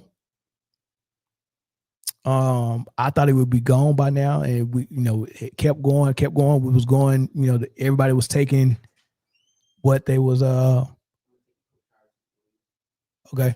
Everybody was taking everything that they had on their board after they got their quarterback, and I think the GM was like, yo, you got to take Shador right now. So I think Stefanski was like, no, like we got a linebacker at this 5th round. Like, like that's what we got on our board. We got to take what we all agreed to. Now I'll take Shador. So I think what's going on is the GM saw an opportunity to get a quarterback that was great and got potential to be a franchise quarterback. Take him at the 5th, and I think the coach disagreed with it. And I think he got his guy with Dylan Gabriel. So right now, you got a coach telling this GM, you took that kid. I didn't want him. I got my quarterback. That's your pick. So as far as him getting on the field, good luck with that. Because as a coaching staff, we already got our guy. So that's what's going on with Shador and the Browns. I don't think the coach wanted Shador. I think the GM did. And the owner has got his hands off like, man, y'all, I hired y'all to handle that. Y'all figure it out. Right? Stefanski also said that he wasn't the person who decided to trade Flacco, and he didn't know about it when they decided it. So that sounds like GM and owner making that this executive decision. Right? So you find out, hey, look, now you get to start your guy. And it's almost like the GM was like, I'm going to take this Flacco away from you because you claim this guy was worthy of being drafted where he got drafted, and you're claiming that he's so far ahead of everything and he knows his offense. Put him to the test. Throw him out there. Flacco's gone. Flacco not winning us no games. So let's go ahead and trade him. He's gone. Put Dylan out there and let's see what he can do. We'll wait. The guy that I think is better than Dylan is right here. We'll wait. Throw him out there. Let's see what he can do. And now we're seeing what he can do. And while the GM is saying that guy that you took and that you're saying is better than Shador, that's your pride in a way, saying that the guy that we evaluated as the number 2 quarterback prospect in the draft, I'm going to give him every opportunity to succeed because that's my guy. And basically what I'm doing is I'm trying to be right. Instead of trying to get the team to win games, I'm trying to be right. And what's going to happen is you're handcuffing yourself to that pick, and your stubbornness is going to get you fired because that GM is going to fire you before that owner fires that GM. Like, I'm going to get you up out of here before he get me up out of here. So what I'm going to do is, because I know once Dylan Gabriel fails and you put Shador in, you're going to do the opposite of what you did for Dylan. you're not gonna, because it's a lose-lose for you. If you put your guy in and your guy fails, I'm gonna fire you, right? But if you put Shedeur in and he succeeds, then you not listening to what I was telling you to do is going to get you fired again. Right? So what he's going to do to save his own butt is he's not going to put Shedeur in a situation to succeed, because that means that he's going to look bad. He will sabotage this team just so Shedeur won't succeed, so he won't look bad. I guarantee you. So if the GM is smart, he knows Kevin Stefanski's got to go. Once Shedeur gets in there, I mean, you can't have a coach that don't believe in you. It's just not a good look, right? It's got to be synergy. It's got to be connection. It's got to be something, it's got to, all that's got to work. You can't have a coach that don't believe in your quarterback coaching that quarterback. So if Shedeur gets to start, it has to be the week after they fire Stefanski. Stefanski's got to go. Once the Dylan Gabriel show is over, Stefanski has to go, and then we can put Shedeur in, and then we can move forward once we get that bad energy out of this locker room.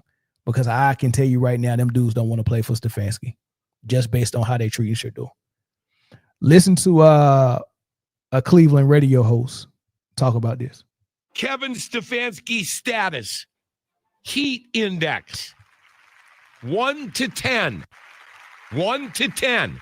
10 is you're fired. It's just a matter of time. 1 to 10, right now, 7.5 on the heat index. I don't know how you're going to save your job, Kevin. I don't. I want somebody in that building to tell me why this guy should be back next year. Am I wrong? Am I wrong? You have the worst offense in the league. Guy's an offensive coach. Enough. Enough. You're going to run this guy back out here. And I'm not trying to get people fired. I just can't watch this crap, Chris. I can't. Of course you can't. Riz, the Browns offense last year scored 15 points a game. They're only scoring 13.5 this year. They got worse. And Stefanski is supposed to be an offensive coach. And he got the worst offense in the league. Can't move the ball. Don't trust his quarterback to throw past 10 yards. And got a running back that's a stud, but you won't give him the ball more than 12 times in a game against Pittsburgh, and you let this rookie quarterback throw the ball 52 times for 0 touchdowns. This is a disgrace what we're watching. All because somebody wanted to be right more than they wanted to win. Right? So the answer is Stefanski's got to go. He's not the guy. Dylan Gabriel is not the guy. Let's see if Shedeur is. And seeing that this rookie, like with Russell Wilson out there in New York, couldn't really get the wins, couldn't move the ball, couldn't excite the crowd.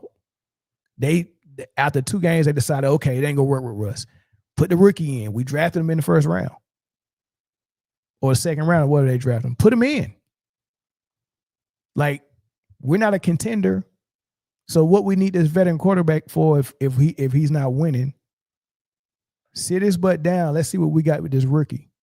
You put the rookie in, and all of a sudden, lightning. Right? Lightning. Everything's clicking. Right? I got one thing I wanted to say about Jackson Dart in New York, though. Right? And I think y'all go find this interesting if I can get this clip. I thought I had it. Let's see where I got this thing at. There we go, right there. I do have it. So speaking of New York and Jackson Dart, I love for people to I love double talk. And the double talk is funny to me because people double talk like what they said previously wasn't recorded, and we can't pull it up. So what I was going to allude to was that New York making the decision to sit down Russell Wilson and bring in Jackson Dart as a rookie to see what he got, and they've won 2 straight games, very exciting games as well. Jackson Dart is an entertainer and a good player who's leading the ball club, and teams want to play for him. Teams want to the offense want to block for him.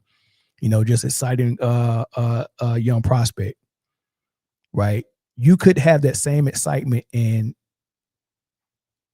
Cleveland with a defensive pass rush that would complement. So you could have a quarterback that's got the big arm, who's got size. He's not 5'9" and can't see over the offensive line. He's above 6'1", 6'2". He's got size, got a little bit of mobility. He's exciting. He plays to the crowd. And then you got a defense, and he likes to throw down the field, and he's accurate. And these guys want to play for him and play with him.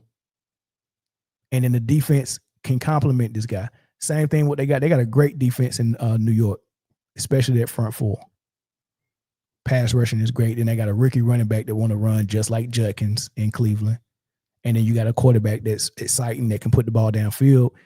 New York put him in there. They found the star. It's that simple. Cleveland could have the same thing, right? But here's the funny thing about how people view Shedeur as being a showman and an exciting player. Listen to Colin Cowherd talk out of the side of his neck about Shedeur early in the season, and then come back and say the same things that was negative about Shedeur, but say him as a positive for Jackson Dart. You guys who love Shedeur and Carolina wearing his jerseys, you're making him into a celebrity. So if I'm a coach and I have to choose, okay, Joe Flacco's starting, Dylan Gabriel may be easier to deal with. You don't have to deal with the nonsense. So the truth is about these guys, I have 2 strong opinions. I think Dylan Gabriel's size is an issue. I would have a hard time building around him. He's small. I like his temperament more than Shedeur, who's silly and kind of goofy. But I think Shedeur was underdrafted. Shedeur is bigger. I think he moves well. I would choose Shedeur over Dylan Gabriel. I don't think either is transformational. And here's the thing.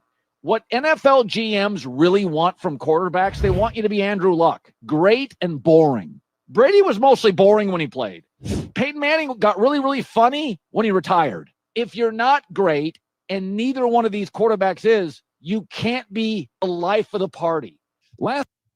So he's saying that Shedeur is goofy and silly, and he likes Dylan Gabriel's temperament more, but Shedeur is the better player. And he said it's easy. The GMs is probably thinking it's easier to deal with Dylan Gabriel because Shedeur is a showman. Then he said, you don't want entertainment. He said, you're turning Shedeur into a celebrity. Don't turn him into a celebrity. We don't want a celebrity quarterback. GMs don't want that. They want boring. They want Tom Brady. First of all, Tom Brady wasn't boring. Like, he got hyped too. But he said they want boring. They want Andrew Luck. They want Tom Brady. They want Peyton Manning. Just boring. Boring. Not the life of the party. And he said that you can't be the life of the party if you ain't great. And neither one of these quarterbacks are great. However, he hasn't seen Shedeur play a snap in a regular season game with the starters. So he don't know if Shedeur is great or not. He don't know that. So put him in and let's see. We already seen Dylan is not, so put Shedeur in. But this was early in the season when they first decided that Flacco was the starter. And he's basically saying, we don't want what Shedeur brings to the table. It's entertaining. We don't want that. We want boring. You heard him say that, correct? Listen to what he said about Jackson Dart after Jackson Dart provides entertainment.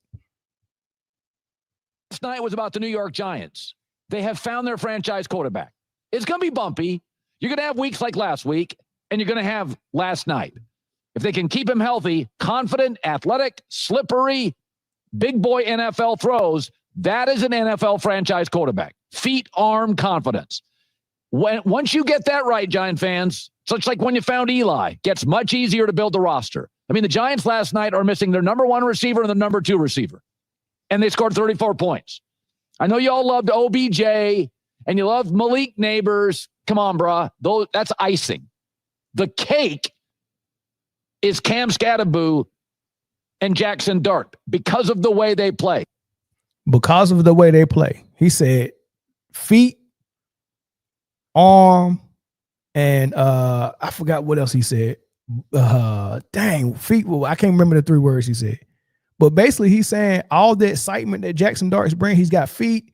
He's got excitement.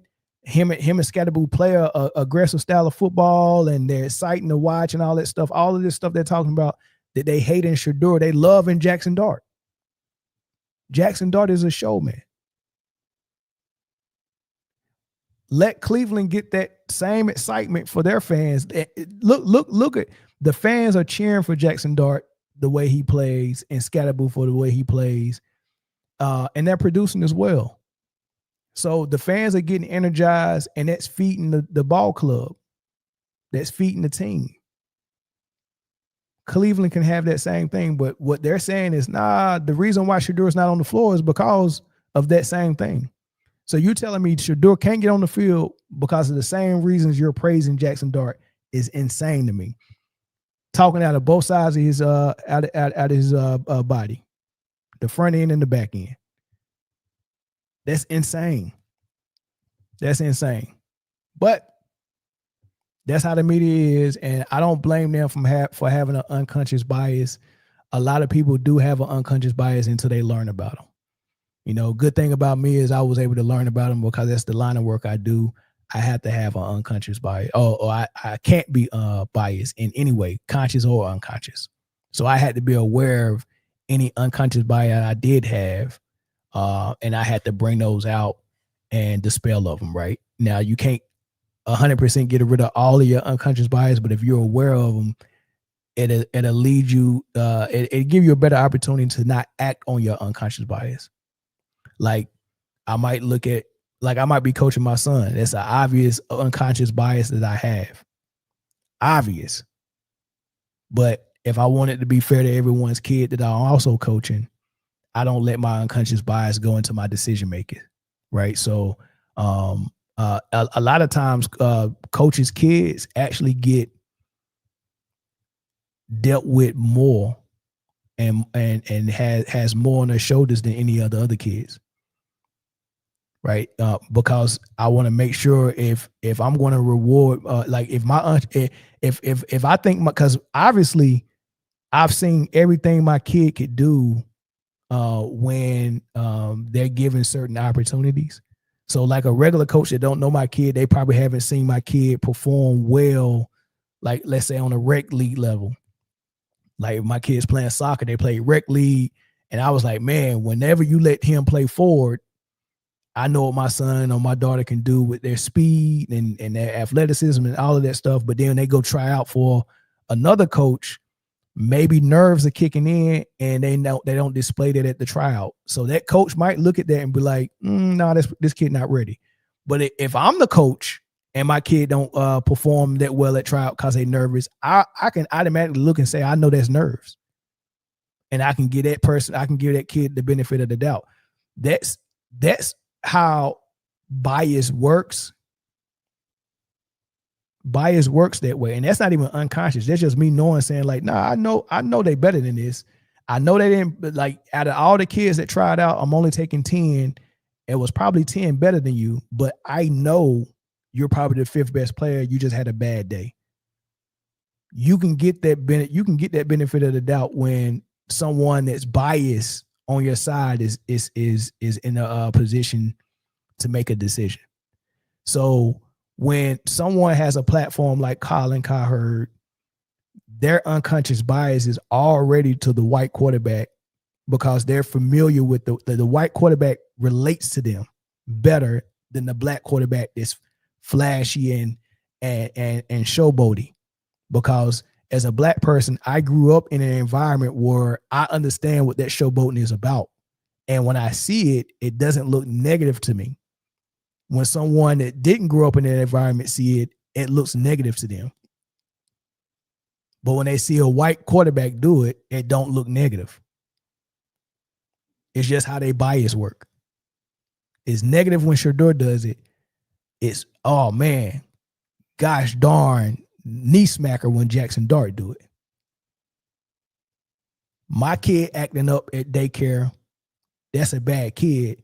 Your kid acting up at daycare, oh, It's cute.